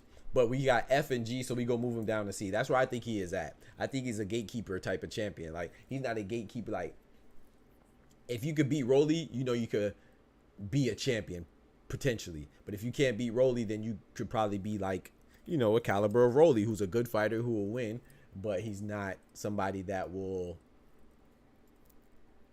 break the scales, if you will. Let's go. We got George Kambosos. George Kambosos is a C. I got to go with B, man. I think he's a tier above Rolly. George Kambosos, he's been losing a lot lately, but he did beat Teofimo the racist. We always gonna say that. I'm telling you, I'm always gonna say it. He beat Teofimo the racist. He beat he just lost to Lomachenko by knockout. Lomachenko is a very good fighter, future Hall of Famer in my opinion, my estimations. I think that George Kambosos, you know what? I'm putting him at C because I think Rolly and Kambosos will be a good fight. So I'm putting him at C, but I'm putting him above Rolly. All right, I put him ahead of Rolly. George Ferocious Kambosos. Karma says C as well. Anybody want to join the Discord? Feel free, because I like to have the open dialogue. So Karma, I'm gonna invite you again, since you want to act like you want to be stingy with your voice, like you can't hop on the mic. You could join the Discord. I think that you would enjoy this exercise, and you won't. You know what I'm talking about. Who else? My boy Cito. If you want to join, you can. Doc, seriously, I tell you, I'm from New Mexico. People look at me like I'm an alien. I'm like, are you stupid? Where the foot, bro? Yeah, see, I know. Bro, I know people, bro. If you check my TikTok, I made a video. You remember, you were here when I said that. Remember when people were questioning Rayo's his Mexican because he wasn't as Mexican as Pitbull? Like, I'm Nigerian and Jamaican, bro. If you take the I'm Nigerian, Jamaican, and American. If you take the Nigerian out of me, I'm no longer myself. If you take the Jamaican out of me, I'm no longer myself. If you take the American out of me, I'm no longer myself. I don't care where I was born. I don't care how many times I've been to Nigeria. I don't care if I've never been to Nigeria. I don't care if I've never seen a Nigerian woman, been with a Nigerian woman, or whatever it is. I don't care if I've never been to Jamaica, been with a Jamaican woman. I don't care. That's me. That's the culture I was raised in, you know, by compliments of my parents. You know what I'm saying? So when people are just disrespectful and so flippantly disrespectful, it's crazy. So I made a video saying, dang, everybody's saying that Rayo is a fake Mexican. So I said the fake Mexican beat the real Mexican, because they said Pitbull is a real Mexican because he was born in Mexico, which I believe Rayo was born in Mexico. He was just raised in America anyway. I believe Washington or LA or something like that. I can't remember. But anyway, so, and then they said Angelo Leo is the new Mexican because he's literally from New Mexico, and Luis Lopez is he's the old Mexican, you know what I'm saying, because he's older and he's from Mexico. You know, they're saying that he's more Mexican than Angelo Leo too. So I said it's funny that people were disrespecting these guys because the fake Mexican in Rayo beat the real Mexican in Pitbull, and then the new Mexican in Angelo Leo beat the old Mexican in Luis Lopez. And some people were mad at me, thought I was being hateful some way, and they said, "Oh, he's a new Mexican. What do you mean by that?" Bitch, he's from Albuquerque. He's literally from New Mexico. Just like I'm from Florida, I'm Floridian. That doesn't mean I'm not American. But if you add further specificity to the type of American I am or where I'm from, the region of the part of America that I'm from Florida, so I'm Floridian. The type of American I am is a Floridian American because that's the state I'm from. So if you're from New Mexico, you're a New Mexican American. That doesn't mean that you're any more or less American. It's just that the state or the area or the place that you're from in America is New Mexico. Is it offensive to call a Floridian? Is it offensive to call a person that's American from Florida a Floridian? Is it offensive to call a person from Texas a Texan? No. So why is it offensive to call a person from New Mexico a New Mexican? It's offensive because what I look like while calling them a New Mexican. They just assume it's offensive.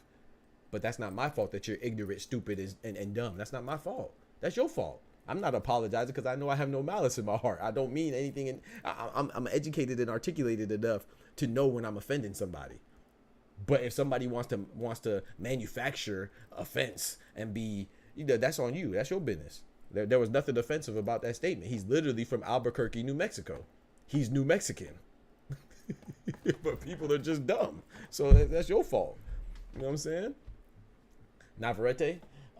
I'm a Jamaican of Venezuela from Switzerland. Hey, but as long as there's respect, facts. That's Navarrete. Navarrete, where? Nah, this is Arnold Barbosa.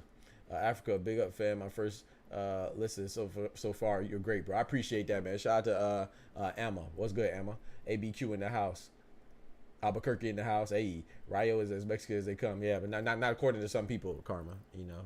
I know you watch boxing. So I know you be locked in. You know that they were saying that. They were calling Rayo saying that he was less Mexican than Esau Pitbull Cruz. People do that all the time, though. People do that all the time, bro. It's like we do it. I mean, everybody does that. I'm not saying that it's just a Mexican thing. No, it's a Nigerian thing too. You know, like people. There's a term called akata. I don't know if you're familiar with that, but akata.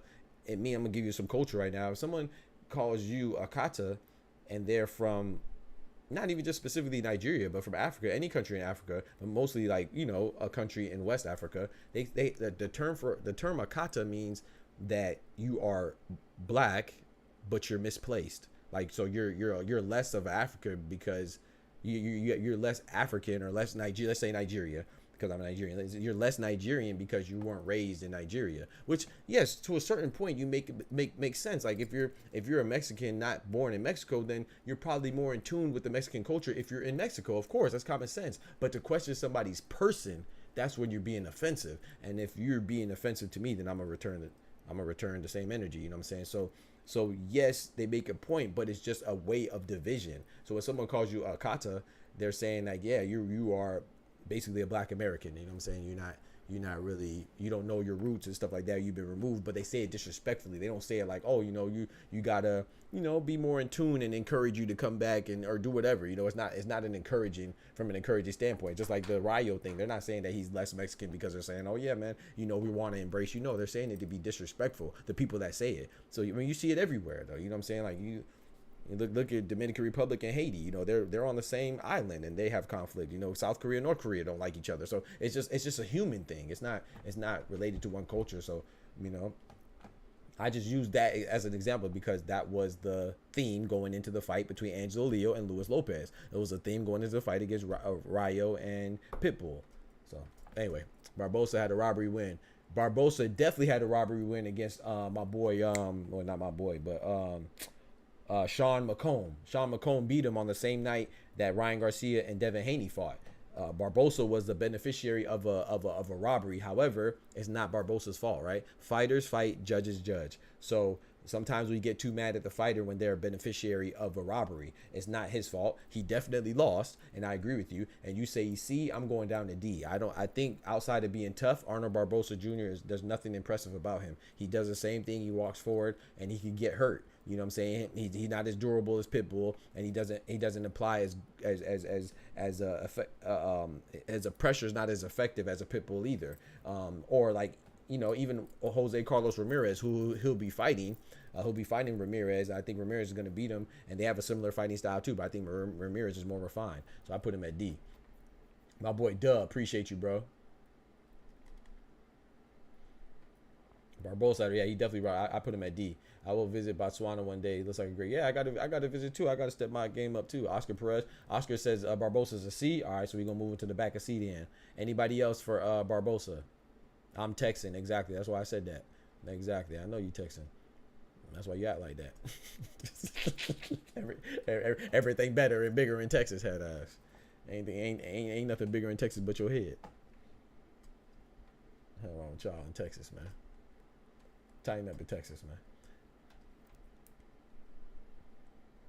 Let's go. So we got I rock with Hakeem the Dream, man. You know what I'm saying? Nigerian, and he played for the Houston Rockets. You know what I'm saying? I rock with him though. That's a good part of Texas. JJ Watt. I like JJ Watt when he played. All right, so Andy Hiroka. Where we at with Andy Hiroka? I think Andy Hiroka is good.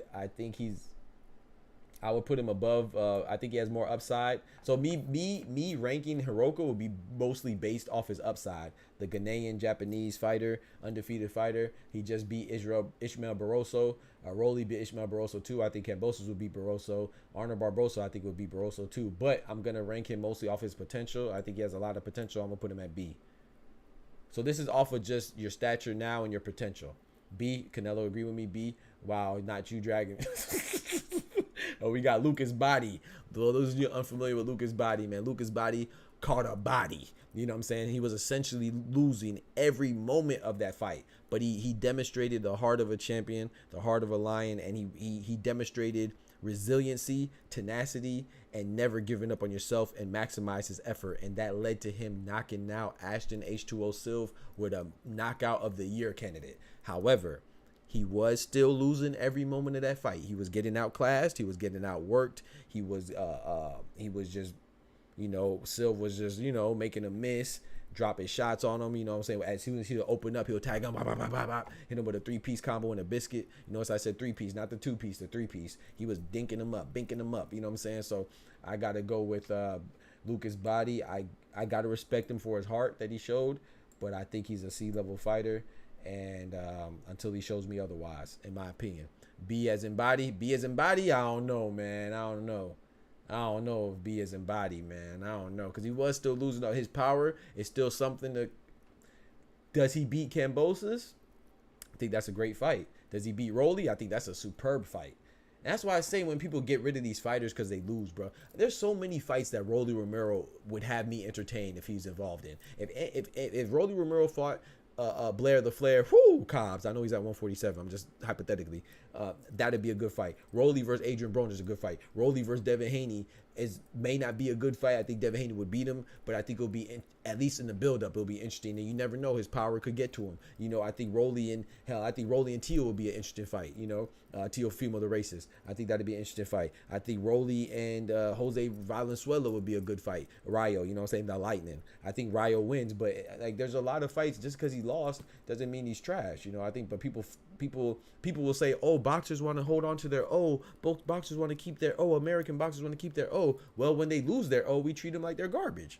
Look at Errol Spence. Errol Spence lost to the best fighter on the planet, Terrence Crawford. And if he's not the best, then Usyk's the best or Inoue's the best. Either way, he's 1, 2, or 3, and it's interchangeable. So you have one loss, and you lost to the best, one of the top 3 fighters on the planet, and people say you're trash now.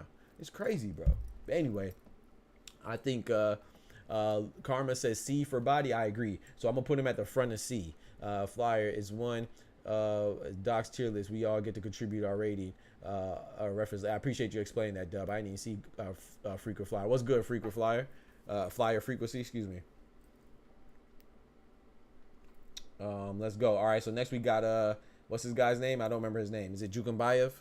He lost to Subra Matias, who we just saw get whooped on in his hometown by Liam Paro, who I think is a very underrated fighter. By the way, I call Liam Paro beating Subra Matias. Just putting that out there. You know what I'm talking about? But Jukambayev, I believe he only has 1 loss. Does he have more than 1 loss, chat? Let's see. I don't even know how to spell his name, to be honest. Yeah, Jukambayev. I think he only has 1 loss, and that's to Subra Matias, right? Yep, Subra Matias. I think he's a good fighter. I'm looking forward to see him. He just beat Ivan Redcash not too long ago in May. I'm looking forward to see more of him, to be honest. I think he's a good fighter. I think that Subra Matias was just a better man that night. I like his style. I think he beats a lot of people, man. But because he lost to Subra Matias and he hasn't beat anybody too notable, I can't put him too high. But I do put him over. I think he beat Barbosa. I think he's better than Rolly. I think he's better than all these guys. I would put him at star power.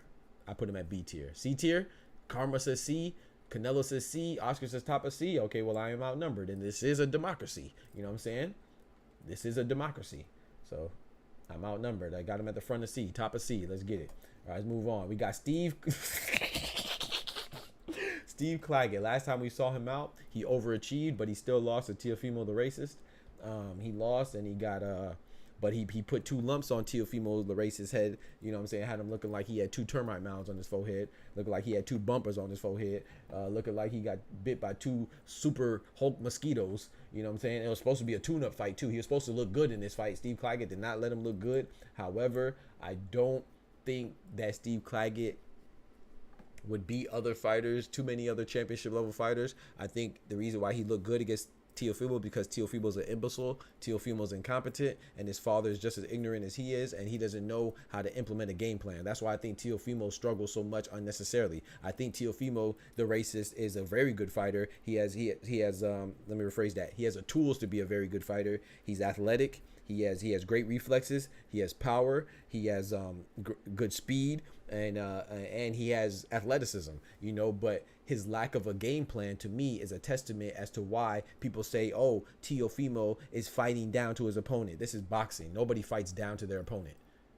Let me say that again. This is boxing. Nobody fights down to their opponent. You do what your opponent allows you to do, and we're gonna give Steve Claggett and people that are underdogs the credit when the superstar doesn't get off like we think that they should have. You know what I'm saying? Or we anticipated them to get off, or they didn't get off as they intended.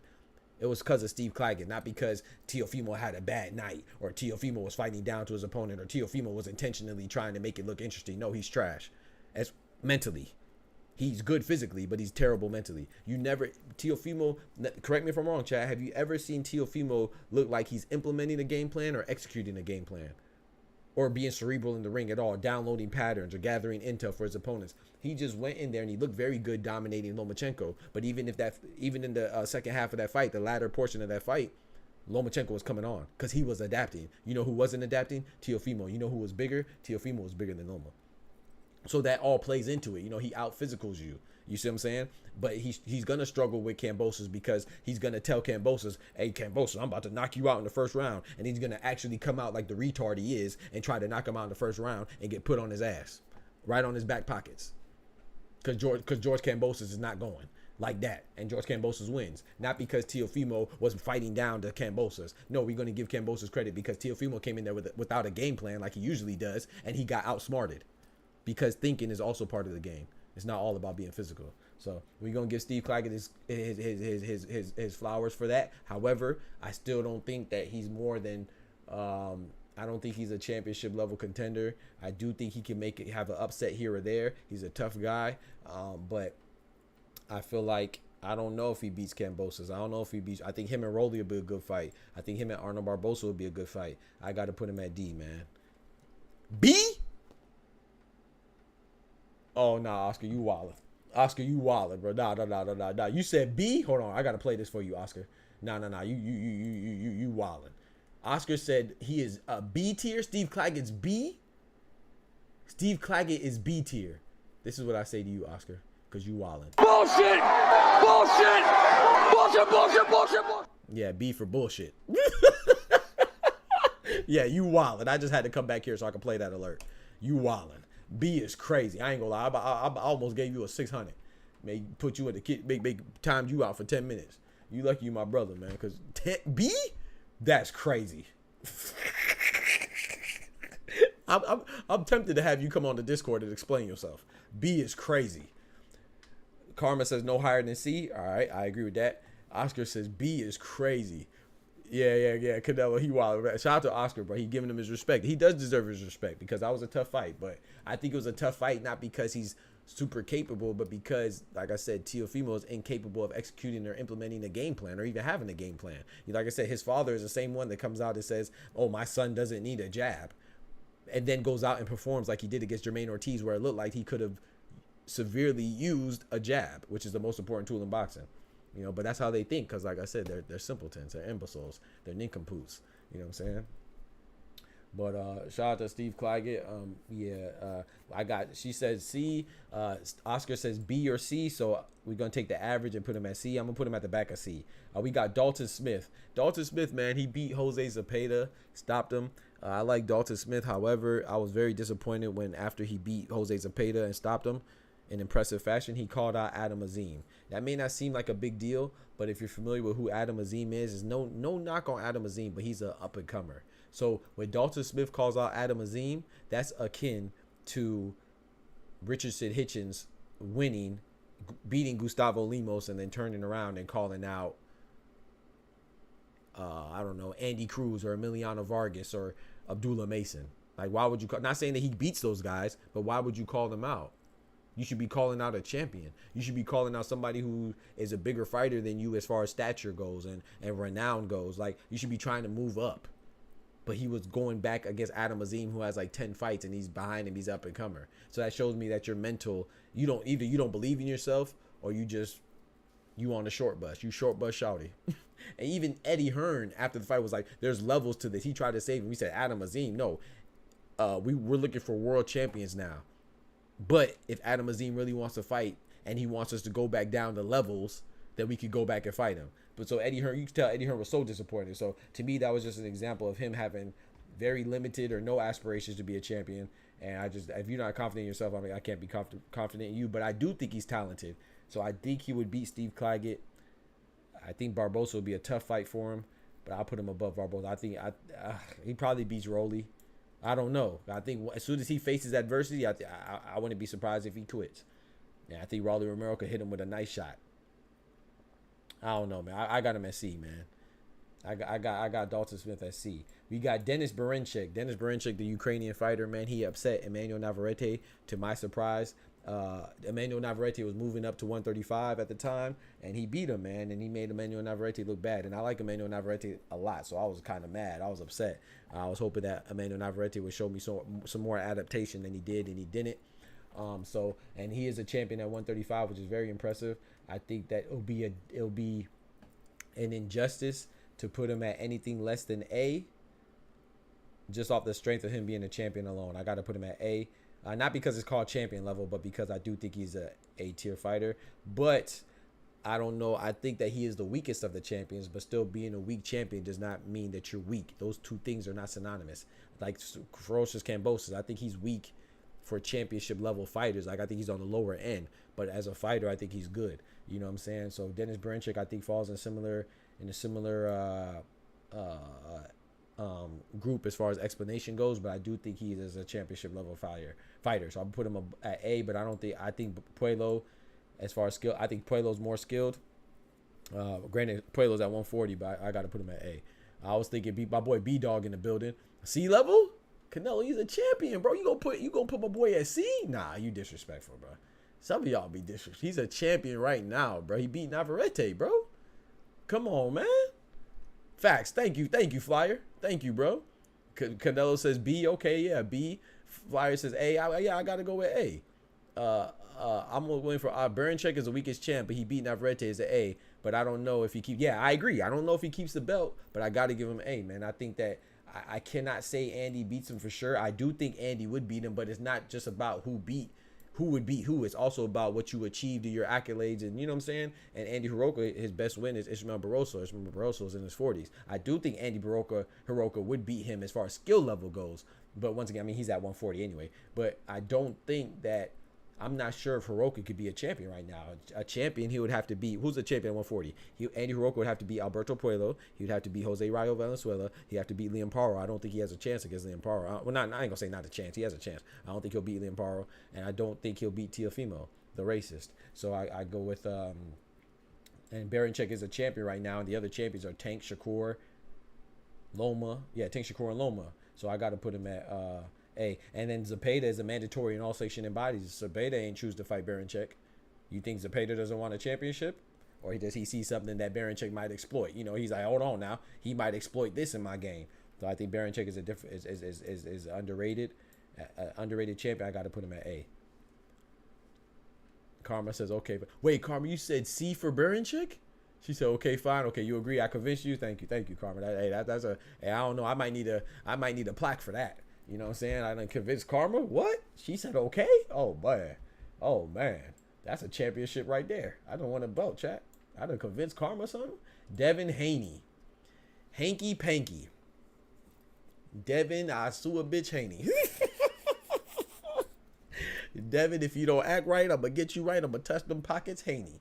Shout out to Devin Haney, man. I hope he gets Ryan Garcia for every penty. Shout out to Haney. If you love boxing, even if you don't, even if you think it's weak, that's fine. That's an opinion. What's not an opinion is that he got cheated.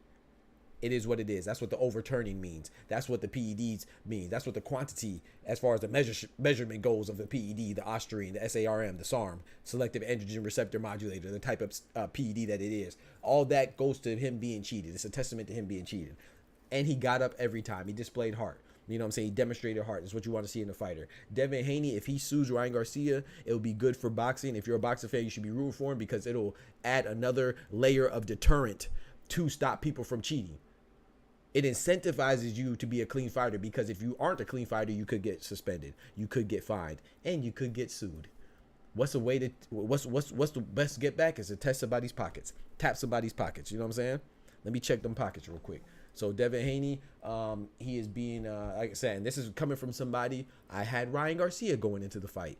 I bet money on Ryan Garcia, and I was right, but I do not respect cheating. You know what I'm saying? I don't hate anybody so much, or I want them to lose by any means necessary. I don't like anybody so much that I want them to win by any means necessary. So he cheated, my boy Devin Haney.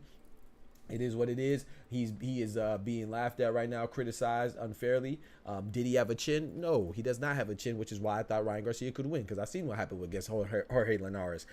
And Ryan Garcia is a young fighter who's about his size, and he has speed and power. So I thought that was a bad matchup, and what's a testament to that being a good matchup at the very least is the fact they went 3-3 in the amateurs. And sometimes when you have a rival with somebody, we have a rivalry, it brings the best out of you. And I think that they would bring the best out of each other. Unfortunately for him, Ryan Garcia brought the best, more so was a beneficiary of bringing the best out of him, but at the same time, that best was a direct result of him cheating. So I think that he is, I'm not gonna lie, man, I know that people are gonna be mad at this, but I'm gonna put him at S. He's the youngest undisputed champion in the 4-belt era. He's still undefeated. Let me repeat that. He's still undefeated despite the imagery that you still keep in your head. I also have that imagery with his face down, butt up. You know what I'm saying? His cheeks was up.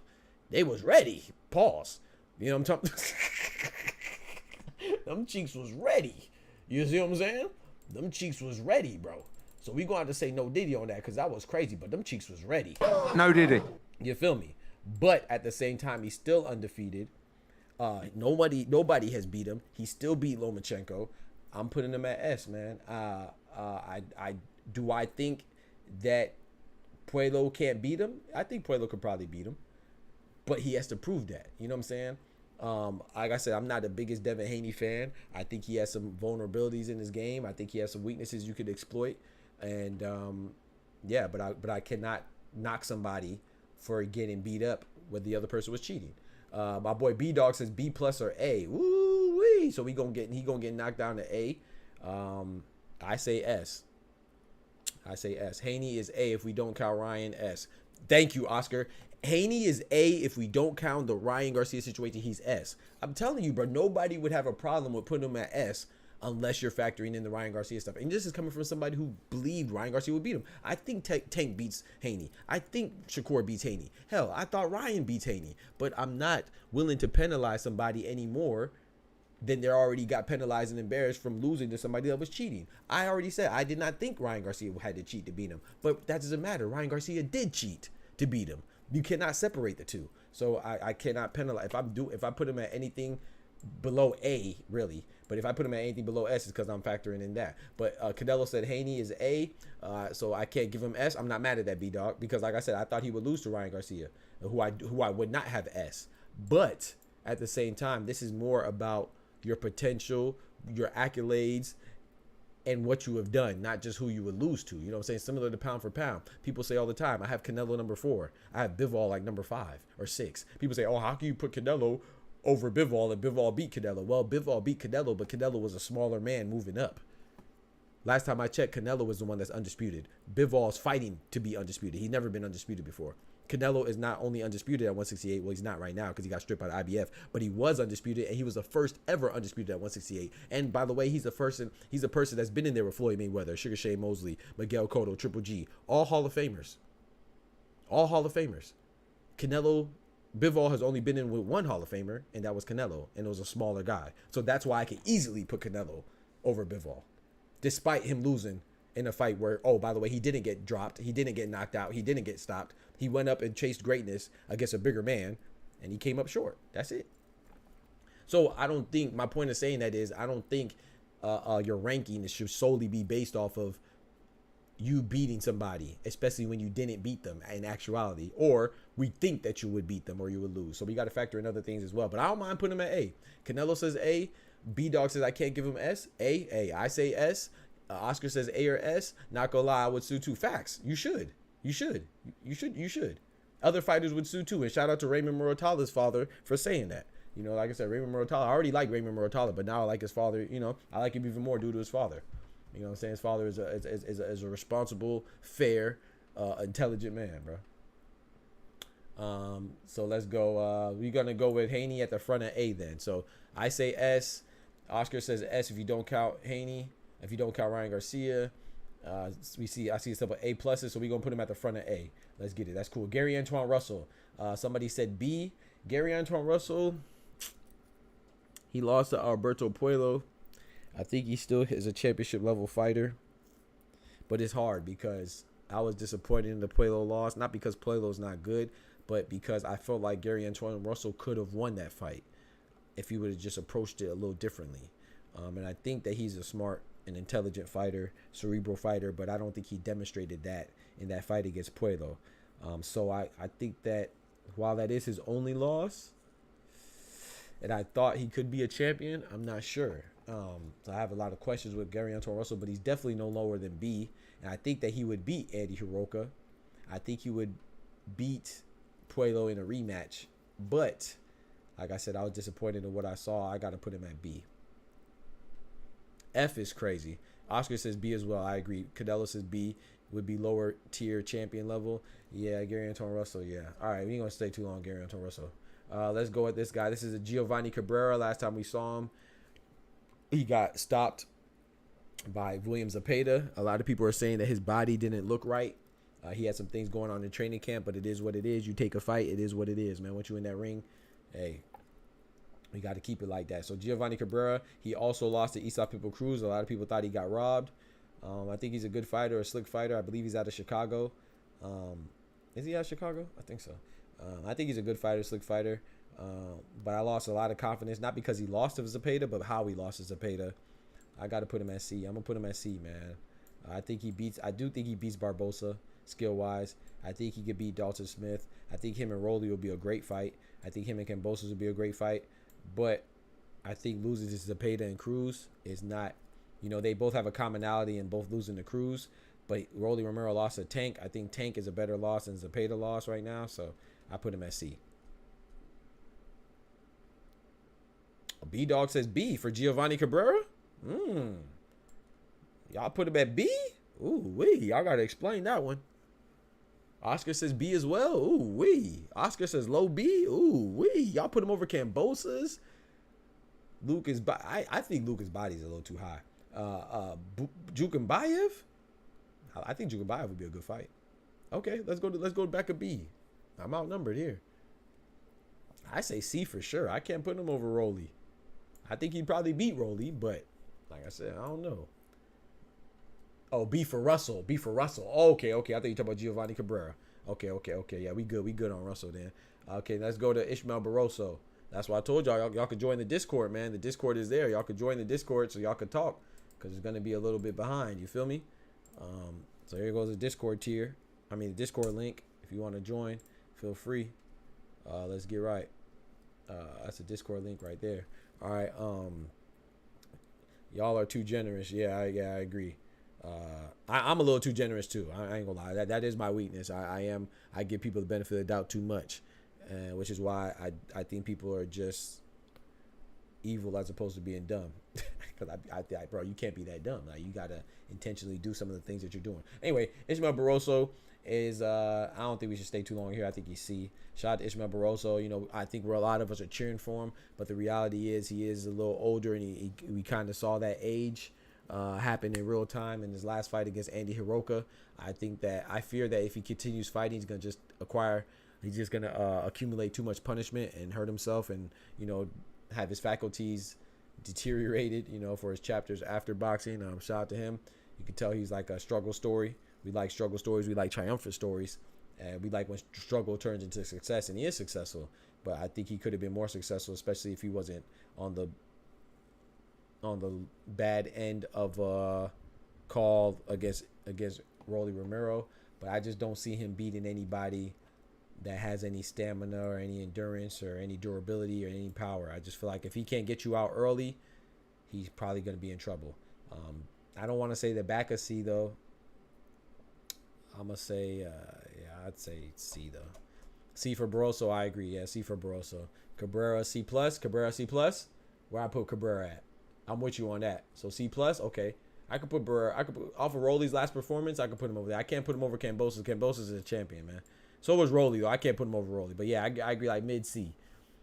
Barroso C as well. I bet. Let's get up to Jack Catterall. I like Jack Catterall, man. I like the fact that when he won, he didn't pull a Dalton Smith and call out Adam Azim. When Jack Catterall won against Josh Taylor, he called out Teofimo, the racist. I think he could beat Teofimo, the racist. I think that's a great fight. Jack Catterall is about to fight Regis Prograis. I think Jack Catterall beats old Rougarou. I like Rougarou a lot. But speaking objectively, I think styles make fights, and I think his style, he's slick enough. He's not the slickest, but he's slick enough. He has pop. Sometimes I think he fights with a lack of urgency. Sometimes I think he gets a false sense of comfort, and he thinks he's more ahead than he is, and I think that's dangerous. I think he could have even beat Josh Taylor more in a more definitive fashion than he did, but it looked like he just kind of stepped off the gas and was cool with cruising. And that's my knock on him. But other than that, I think he has all the tools. He's from England, so he has that fan base to push his star power. I say he's B level, almost A level. I would put him above. I'll put him above Andy and Gary Antoine Russell. I might put him at the back of A. I ain't gonna hold you. I think he could be a champion at 140. I'm gonna put him at the back of A. C for Catterall? Oh, Canelo, yeah, that's crazy. C? Nah, you wildin'. I time you out. I should give you a 600. C? Karma says C. No, did he? No. We got to kick some people. I ain't gonna lie. So, Karma's a mod, so I can't kick her. But Canelo, you gonna have to hold that one for the team. Give him a 30-second timeout. He said C for Catterall. Disrespectful. Get him out. Give him a 30-second timeout. Yeah, we gonna toss him. Karma lucky I can't toss her because she a mod. So that's why you're gonna be spared. Get Canelo out of there. Give him a 30 seconds because that's crazy. Please give him a 30-second timeout. That's wild. C is crazy. How do you use the Discord? Oh, you got to download the Discord app, man. You got to download the Discord app. Once you download it, then you just join the server. He's right is crazy.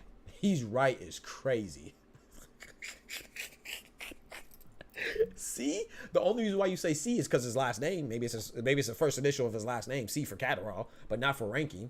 That's crazy. Yeah, he's A. I'm not even going. I'm not doing this because y'all disrespectful. Jack Catterall's a C tier. You in the Discord? All right, bet I'll pull you up. So let me know when you download it, B-Dog, and I'll walk you through it gladly. Let me know when you download it.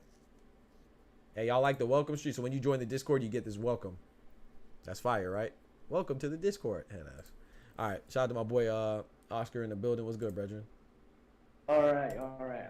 What's up? Nothing much, man. Appreciate that donation earlier too, man. That sticker, man, it means a lot, dog. Thank you. Supporting the hustle, supporting the grind. Payday. Like says, payday. Hey, payday. Hold on. Now you know I gotta play it, bro. It's payday. Hold on. Let me play it, man. We'll sit a bit. Payday.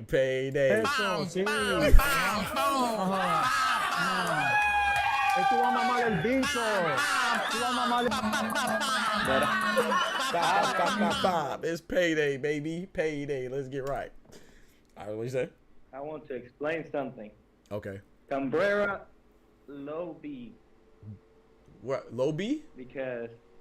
Okay.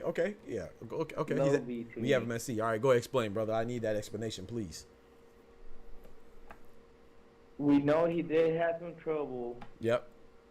On his camp against Zepeda, although that knockout was nasty. I ain't gonna lie. Mm-hmm. It's not knockout of the year, but it's nasty. Mm-hmm. And he lost to Pitbull. Yep. But the guy, this list still of projection. This guy's still talented, very very talented. Okay. I ain't gonna throw him away, but I think he does have the bills. I think he can be in title contention again.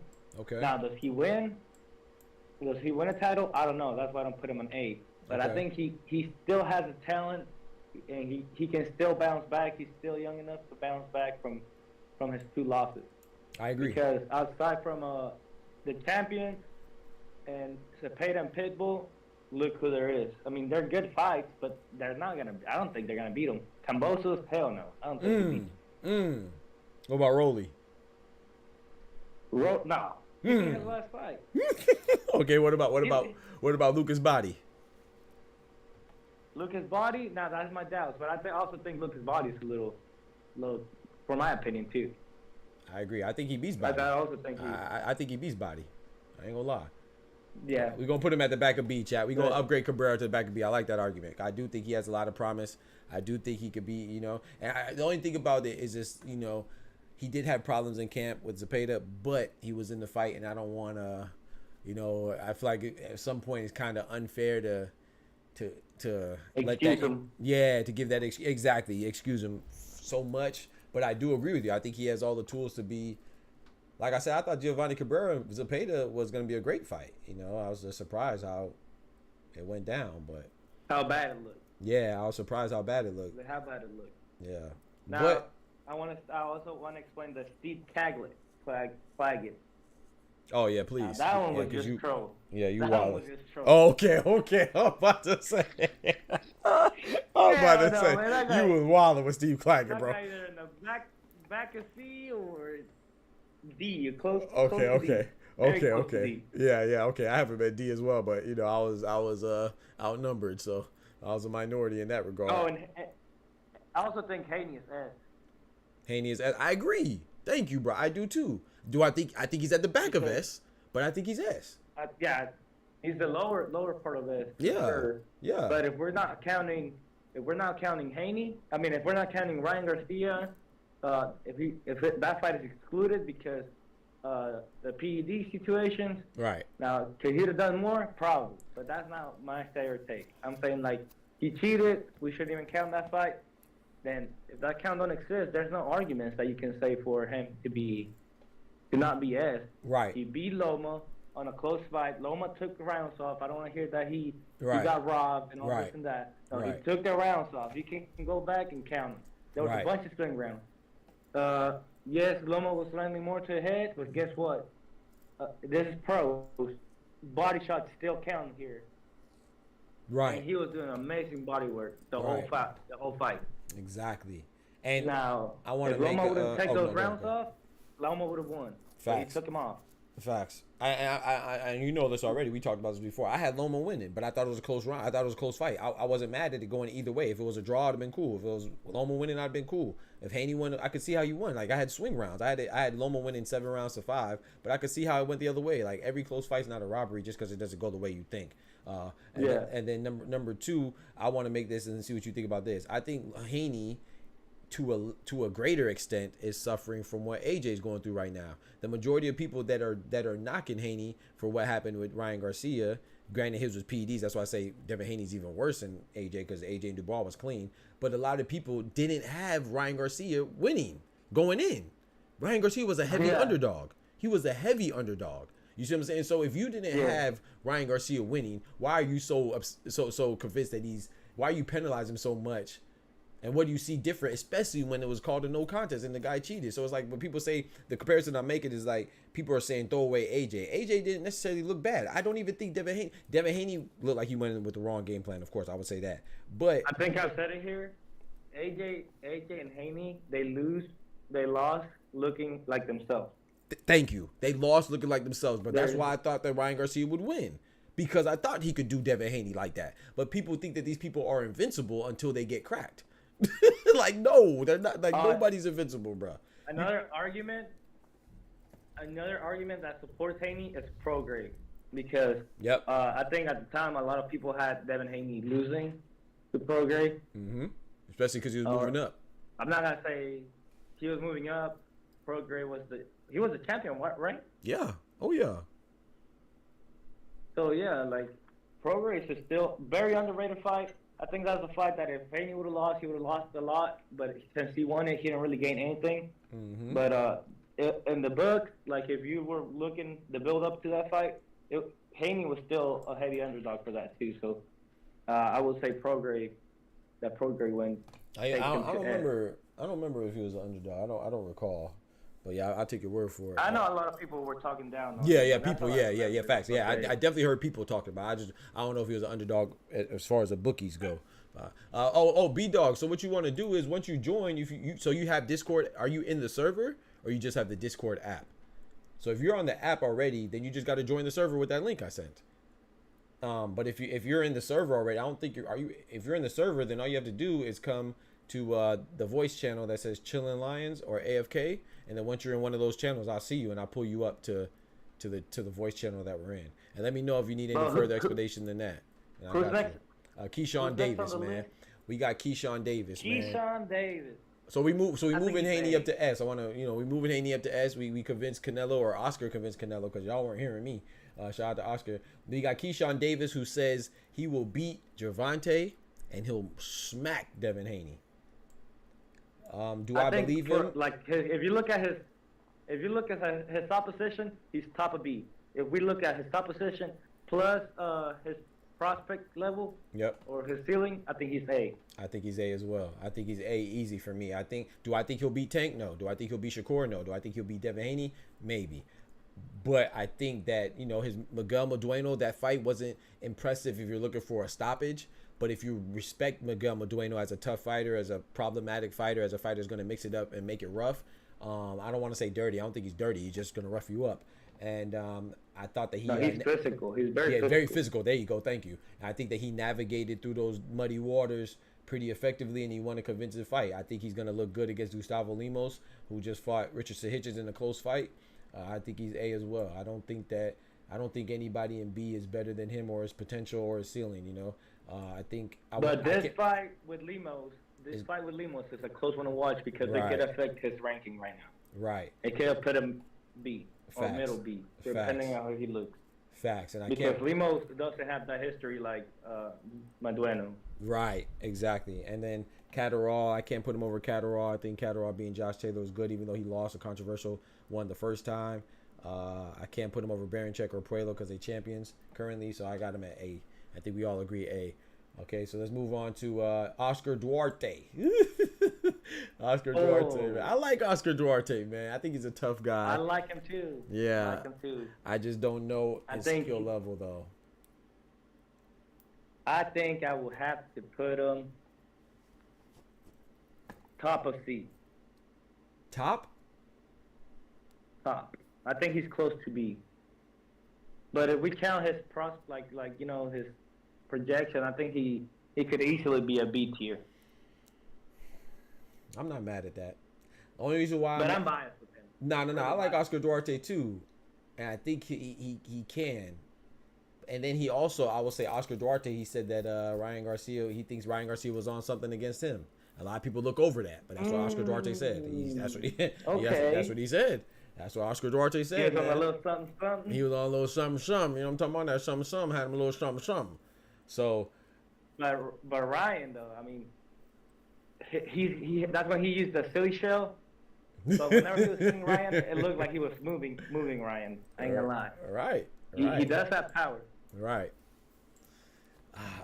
I'm not mad. The only reason why I got to give some pushback to B is not because I don't think he's capable, but the reason is because the opposition and the fact that Jukambayev is at C. I don't think he beats Jukambayev. I think it's a close fight. I think it's a close fight. Yeah, I would lean towards Jukambayev, but we could go at the back of B right now. Like I said, we could get to more organization later on. Now we got Teofimo the racist. What does the chat say? The chat ain't saying nothing, man. I guess they don't know. What is the chat? They don't know Oscar Duarte like that. Yeah. That's they quiet. They crickets. They quiet. They crickets. Wait a minute. Yeah, they crickets, bro. Play them crickets, bro. Yeah, I'm about to play them crickets. They ducking the Duarte smoke, man. They don't want no smoke, man. Yeah, they crickets on Duarte, man. We got T.O. the racist, man. I don't think there's any question here. From my eyes, I think he's S. I don't like him, but that has nothing to do with what I see as a fighter. You know what I'm saying? And what I see as a champion and what I respect as a champion. I don't like him personally, but we're talking about boxing here. It's not that part is not personal. We're not talking about the person here. Yeah. So I don't think it's as hard. T.O. has got very few arguments to be an S, but yeah, those arguments are very good. Yeah, you kind of skipping out, but I would say that with T.O., I think that the longest reigning champion at 140, right? At the moment, right. Yeah, I think that while he does look bad in performances, he still wins. So I could only have to have a cap and a threshold on how much I could really down him. Like I don't think he has a game plan, but he still has enough to win. So and I got to put him at S. I can't put Devin Haney above him in my opinion.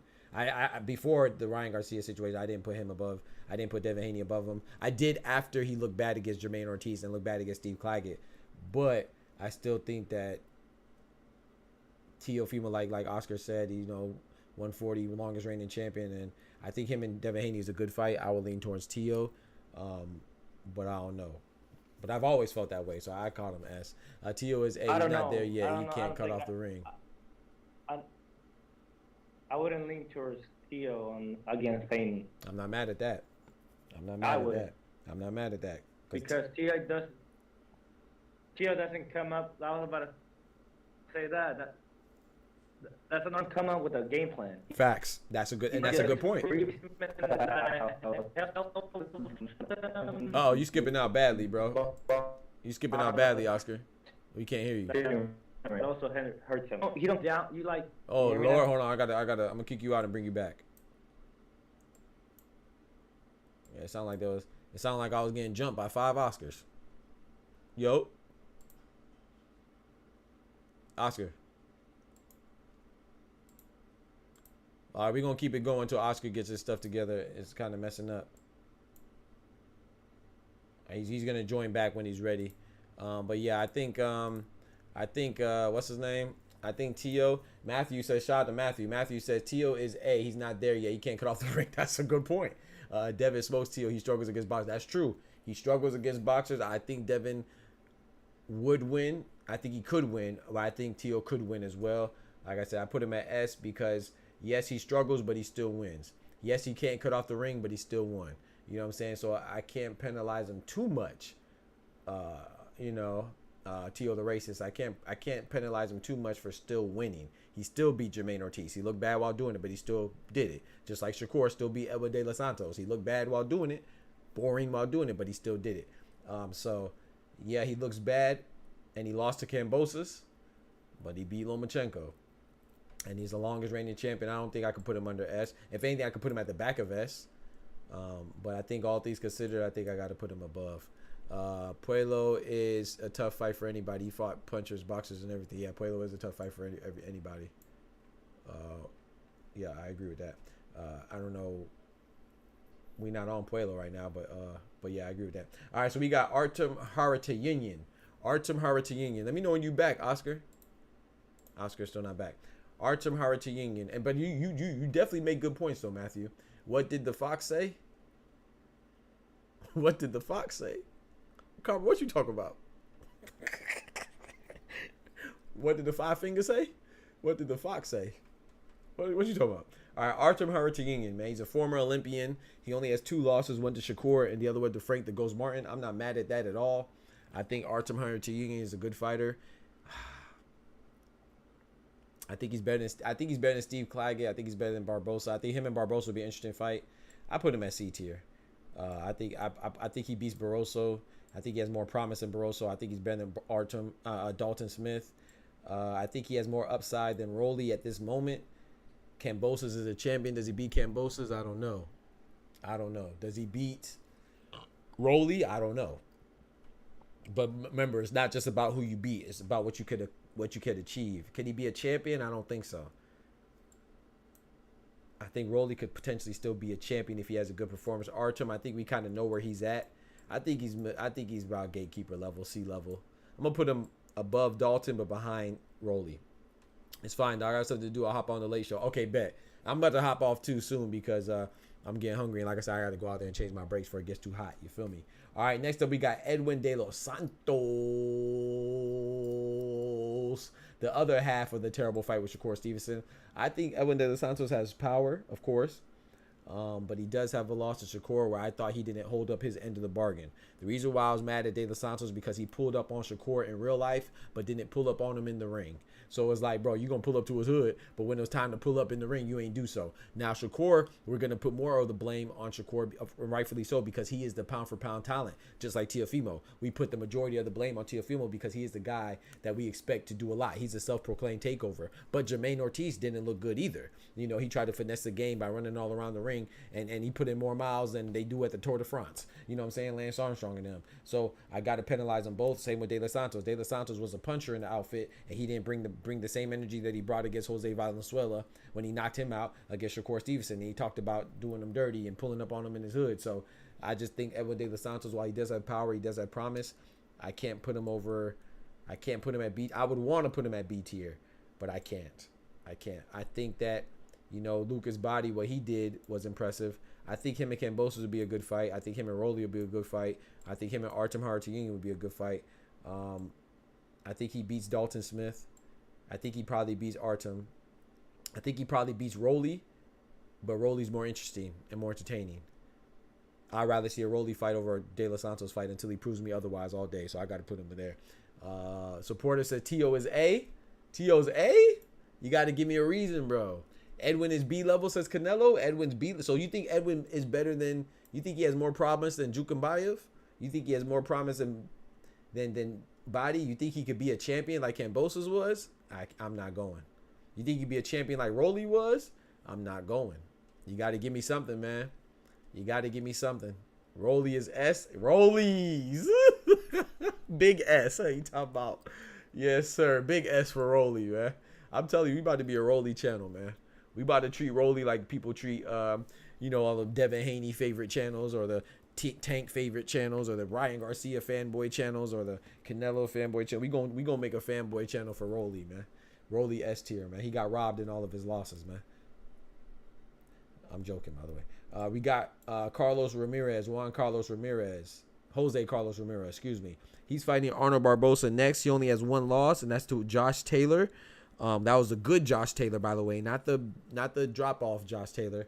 I think I like Ramirez a lot. I think he's a sharp puncher. He knows when to apply pressure. I like his boxing acumen. He's a come forward fighter, but he can show you a couple. He knows how to cut off the ring, and he shows you a little. He's primarily flat footed, but he shows you some angles too. I like his precision. I like his tenacity. I say B, and I say I like him more than Gary Antoine Russell at this moment. The version of Josh Taylor that he lost to wasn't bad. Matter of fact, I'm going with A. I don't think he could beat. I think Andy Hiroka may beat him. Let's say if they fought.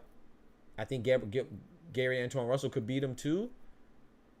But there's nothing that they have done or beat. Like Rancis Bartholomew, that's a good win, but I think Ramirez beats him too. So there's nobody that any of these guys beat that I'm like, oh yeah, Ramirez wouldn't beat as well. Look into doing Bivol better be of ranking when the fight is close. Will make things interesting. Look into doing Bivol better be of ranking. You rank the two? You can't rank two fighters. That's boring. That's like 2 minutes. What you mean? A rank of 175? This is not the first time I know you're new to the channel, but that's not the first time we did a tier list. We do rankings all the time. Yeah, we've done a ranking for a light heavyweight division, which included Beterbiev and Bivol. So we did a light heavyweight cruiserweight rankings. We did 154 rankings. We did 135. This is the second time we're doing 135, 140 rankings. We did heavyweight rankings. So yeah, we did rankings before. He already did a Bivol Beterbiev. Yeah, thank you, supporter. Yeah. But we could revisit it though. Yeah, the reason why we're revisiting this is because there's been so much movement. Jermaine Ortiz, man. Like I said, I like Jermaine Ortiz. He had a great fight with Lomachenko, but I thought he was an embarrassment to boxing and himself against Teofimo. I thought he tried to finesse the game. Did he outpoint Teofimo? Yes. But I don't think you should be able to win a title like that because boxing is a fighting style. You know what I'm saying? It is a martial arts. People don't look at it like that, but it is a type of martial arts. Boxing is a fighting style. Jiu-jitsu is a fighting style. Wrestling's a fighting style. Karate is a fighting style. When I say, the reason why I'm saying that these are fighting styles, because you have to fight. You cannot fight by definition without engaging. Every fighting style, at some point, you should engage, right? There should be engagement. Jermaine Ortiz was dramatically, severely trying to cut out the amount of times that they engaged. And I just thought that was terrible. Like it was just a terrible display of boxing. Yeah, but people say, yes, he hit and not get hit. That's the rules of the game. Yes, you should hit and not get hit. Floyd hit and not get hit. Floyd wasn't a track star. Floyd was sitting in the pocket and hit the Philly shell, make you miss and counter. Jermaine Ortiz made Teofimo miss, but he rarely countered. You know why? Because when he made Teofimo miss, he was so far out of range himself, he couldn't capitalize on Teo's mistake. He couldn't whiff punish. Like if you play fighting games, you know when you whiff, then you whiff punish somebody. He couldn't even whiff punish because he was out of range himself. So I think that was a terrible showing. He has 2 L's, one to Teofimo the Racist and one to Lomachenko the Matrix. I still think he has a lot of potential. I still think he's a good fighter. I still think he could bounce back if anybody gives him a chance, which why would they? Because he hurt his stock, because you can't fight like that and lose, because then your stock goes down.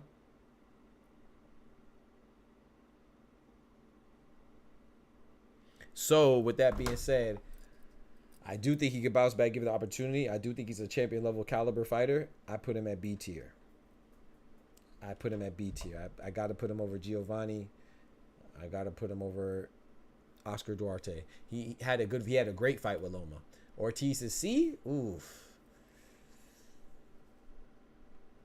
Yeah, we gonna get right, Canelo. Yeah, just stick with the stream, man. We gonna get right, bro. I appreciate your interest, man. Thank you for suggesting that. I appreciate your interest. Shout out to you. You know, I just like to have a stream where my bad, I didn't mean to do that. Sorry. I like to have a stream where we have open dialogue. We could agree to disagree. We could disagree. We could be in concurrence. It doesn't matter. It doesn't make you any less of a boxer fan. It doesn't make me any more of a boxer fan or any less of a boxer fan and you more of a boxer fan. I think we forget sometimes that boxing is a sport. It's entertainment. We're supposed to have fun. Like, we could debate, and sometimes, you know, we will get out of hand a little bit and have too much intensity, but our goal is to not disrespect each other over our thoughts and our opinions. Like, it's just boxing, bro. It's not that serious. You know what I'm saying? That's one thing I live by, bro. I try to say, you know, I don't mind being disrespectful, but I don't want to be. You know, I get people in the channel and they come and talk, and if you want to take it there, then I don't mind going there with you. I'm gonna go above and beyond. I'm an overachiever, baby, in every aspect. You know what I'm talking about? So if you want to get disrespectful, I'm gonna go above and beyond and be disrespectful. But I don't seek that type of energy. You know, I don't go looking for problems. But if a bitch say they got problems, I say no problem. You know, that's what I always say, bro. I don't want that type of smoke. I think that's senseless. It's not fun. You know, the boxing discussions is fun. You know. All right, we got hit chins, man. It was a terrible fight, but once Tio can't cut off the ring, and when they did engage, Tio lost most of those, especially in the middle rounds. Yes, he did, but look. So this is what I'll say too, Matthew. I agree with what you said. I think what you said is a very great point, man. Fantastic point. However, I think that we also have to account for when Tio goes to the corner. When you're not just Tio, when your opponent goes to the corner and waves you in, even if he loses that engagement. It's such a short encounter, by the way. It's a small windows of engagement. But even in that window, even if he loses, you already look bad. If we're in the 5th round and I'm going to the corner, you running so much that I stop chasing you. I walk to the corner, put my back up, make myself vulnerable and wave you in. That was one of the best things that Teofimo could have done. That may have won him the fight because it looks like he looks pussy, bro. Jermaine Ortiz looked like a coward, bro. And it's one thing to outbox somebody like even Shakur. He doesn't look like a coward. You see what I'm saying? Jermaine Ortiz looked like a coward, bro. I'm just telling you. I'm not saying he is a coward. I don't think anybody that hops in that square circle is a coward. Like me fighting, I only fought as an amateur, and I know that takes some. You got to have some nuts about you. You got to have some cojones. You know, not everybody would even throw a grape in a food fight. You know what I'm saying? Some people wouldn't bust a grape in a food fight. But Jermaine Ortiz, the optics, it looked like you only fought because you only engaged when Teofimo made himself as vulnerable as possible, and it just looked bad. You know, I'm not saying that you're 100%, you're 1,000% right. He did win those engagements. He did hit more and got hit less. But some people like myself, but not even myself. Some judges, they like aggression. They like ring generalship. So you cannot, you could argue that he made Tio miss and the rules of the game is to hit and not get hit. But did you ever feel like, yes, Tio couldn't cut the ring off, but you always felt like Tio was chasing him like a cat versus a mouse? You don't want to be a mouse in a fight. It just doesn't look good. The optics don't look good. You know what I'm saying? You want to be, even if you're a clever mouse, you don't want to be a mouse because then it looks like you are. Even though you could say he was dictating the space, it never felt like he was dictating the space because he was just moving around. I wish somebody could clock the distance covered by Jermaine Ortiz in that fight. I guarantee he did at least a 5K. Hey, Matthew, bro. I guarantee Jermaine Ortiz did at least a 5K. If they could clock the distance that he covered in that 12-round fight, 36 minutes, 3-minute rounds, I guarantee he covered a 5K. Jermaine really won that match. Teofimo should be dropped down to A or A minus. Hey, I'm not mad at that, B-Dog. Hey, let me know if you need help with that. Sandor was also robbed. I think Sandor and Tio the Races was a good fight. I don't want to say it was a robbery, but I could see how someone had Sandor Martin winning. But I'm okay with Tio winning that fight. You know, it's like Philip Hergovich and Zele Zhang. I'm okay with somebody feeling like Zele Zhang won, but I'm cool with Philip Hergovich winning too. All right, this is gonna be the last one, and then we're gonna continue it on the late show because I gotta go change my brakes. He said, now I'm wilding. That's crazy. now I'm wilding. That's crazy. I'm always wilding. Let Karma tell it. All right, so we got Hitchens. Hitchens had a very controversial, for some people, win over Gustavo Lemos his last time out. He beat Jose Zepeda. He beat some decent fighters, man. He beat Jose Zepeda. He beat who's a guy? He beat somebody else. Somebody's fighting the guy he just beat. He beat Gustavo Lemos. He beat Jose Zepeda. We just saw a guy that he beat, bro. I can't remember. Who did we? Let me look it up. I can't remember who he just beat somebody that we just saw somebody else fight. Who was it, chat? We just saw the guy fight. I cannot remember for the life of me. Who the heck was it? I can't remember who it was. Alamo. Yohar Alamo. He just fought Yohar Alamo, who we just saw Tiger Johnson struggle with. You know what I'm saying? But I will say with Hitchens, when you gonna get a title shot, bruh? Why you ain't fight Subaru Matias, bruh?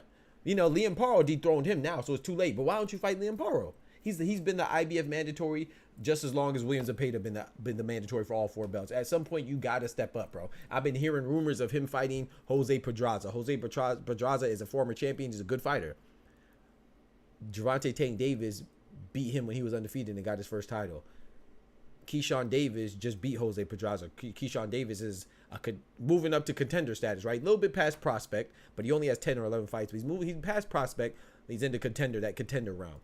So Richardson Hitchens, you can't be swapping opponents with Keyshawn Davis. I'm not saying that Keyshawn Davis. I think Keyshawn Davis would beat Hitchens, but the point is that that's like Gervonta Tank Davis swapping opponents with Floyd Schofield.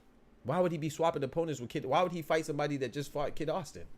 So Hitchens, you're a mandatory, bro. Why are you swapping opponents with Keyshawn Davis? I'm hearing that he's about to fight Jose Pedraza.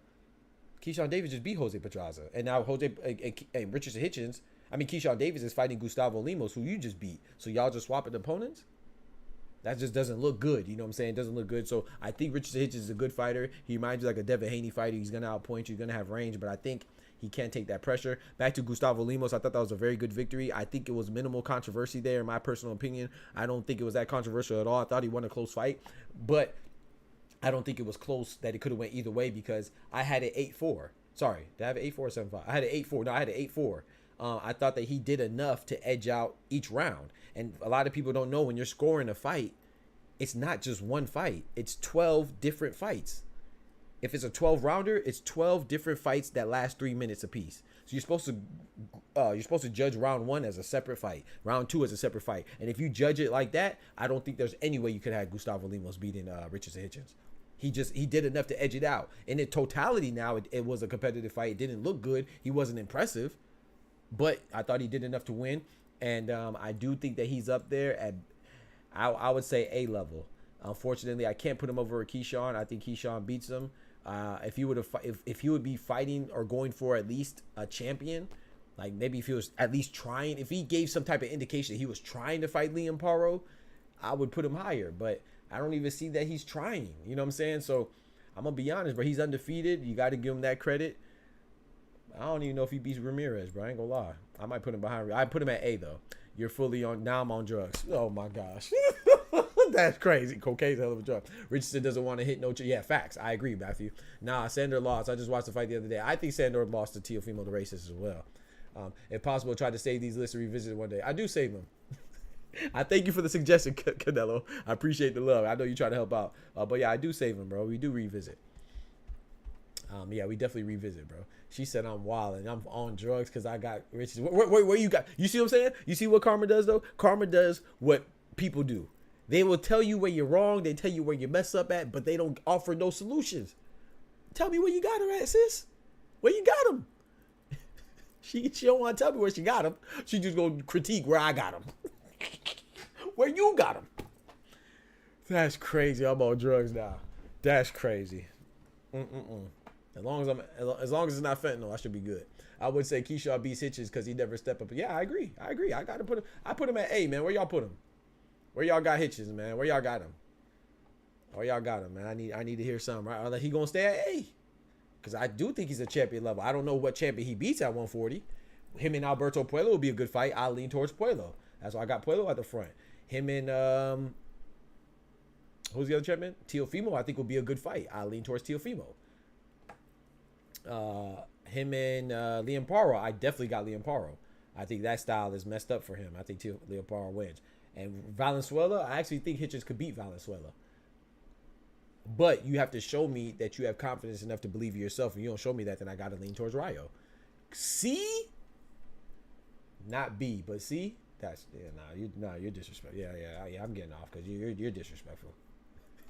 You're disrespectful. Nah, you straight disrespectful. Yeah, get out. Yeah, but that's the last one, man. We're gonna continue on. So we have Tank, Shakur, Josh Taylor, Lomachenko, Rayo, the Lightning. We got Gustavo Limos, Ruguru, Zepeda, and some other. I'm not gonna go through all the list, but we have a lot of other people to cover, including Frank the Ghost Martin and Ryan Garcia the Cheater and Subaru Matias, and Sandro Martin. So we got a lot of people to cover. Ooh, look at Tito right there. Ernesto Mercado. Come on now. He got some promise too now. We got some Kid Austin right there as well. So we're gonna cover this later. We're gonna go back to regularly scheduled programming.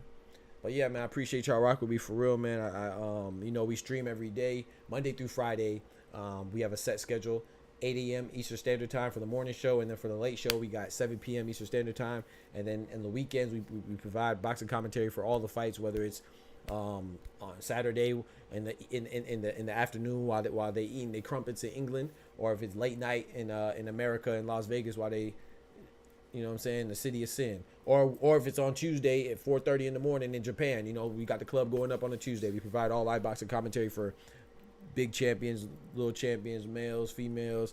It don't matter, man. We get it in. So I appreciate y'all rocking. See me tomorrow. See me later on today. You ain't popping in tomorrow? Later on tonight? Hitchens is low tier A. I agree. I think Hitchens at Rayo is the same, but Rayo may have the more power. Well, you think they're about the same caliber of fighter? I like that.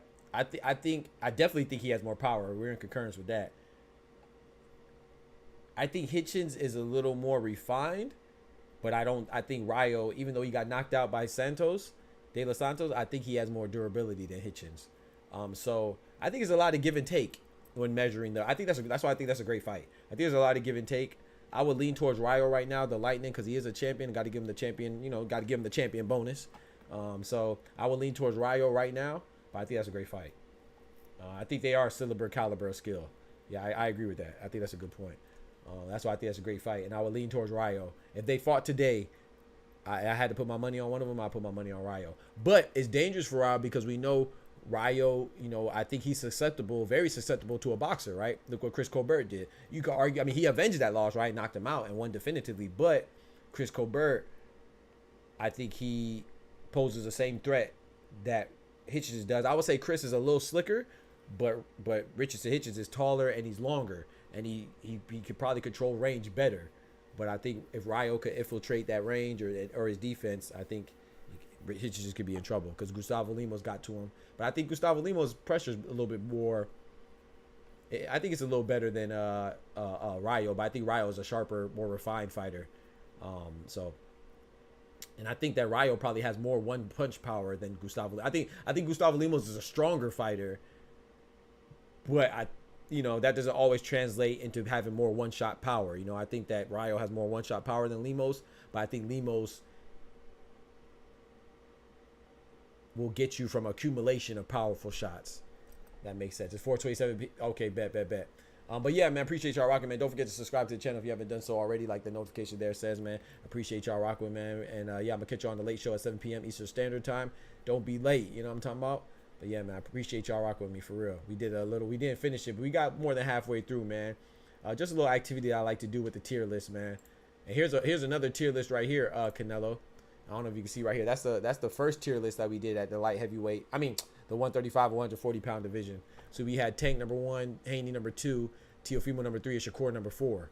So that's the old list. It's kind of small, but that's what we did. So we do tier lists all the time. That's an old one there. But yeah, man. So it's just an activity that we could discuss things, and even if you don't, that's the thing. I want to encourage people's involvement. I like engagement because let's say like who did we talk about? I think we talked about on the tier list when I think we were talking about Oscar Duarte, right? Oscar and I were talking about Oscar Duarte. Not too many people chimed in. I'm assuming because not too many people are familiar with him. That's okay. Like, that's why these activities are dope, because not only do we get our thoughts off, we get to rank the fighters, but we also get to give respect to the fighters. We get to see, like, and analyze the fighters, not only from their what they've done, but who they fought and where they're at, where we think their ceiling could be. And also, we gain familiarity with other people in the division. You know what I'm saying? This is why we get to like boxing, because it's more than just Tank at 135. There's more than just Tio the racist at 140. There's more than just Devin Haney at 140 and Ryan Garcia at 140 in their lawsuit. It's more than just Shakur and Tank fighting at 135 or Loma not fighting Tank. What about the other guys at 135? What about the other champion and Dennis Berinchek? He should get some love. You feel me? What about what's the name? I don't know who we just talked about. I don't freaking know, man. What about Arnold Barbosa Jr.? I don't think he's that good, but he should get some love too. You know, he's decent. You know, so yeah, you got, and Gary Anton Russell. He only has one loss. He should get some love. Let's give these fighters they love, and you know what I'm saying, because they do. I know that a lot of them get compensated well, but a lot of them don't. You know what I'm saying? So, you know, they fighting for themselves, number one, but they also fighting for entertainment, and I enjoy it. So it's a way that we can just show love. You know what I'm saying, and get our thoughts off too. We going to offer critiques now. We going to critique. But at the same time, I think we could critique and be respectful simultaneously. We shouldn't feel compelled to differentiate the two. You know, you could offer your critique. It's all about presentation. We could say somebody is trash, but if I say, you know, Rolly is trash, that sounds offensive. But if I say, man, Rolly is not as good. Rolly is a former champion, but he may not be the best champion. He may be the worst of the most recent champions at 140.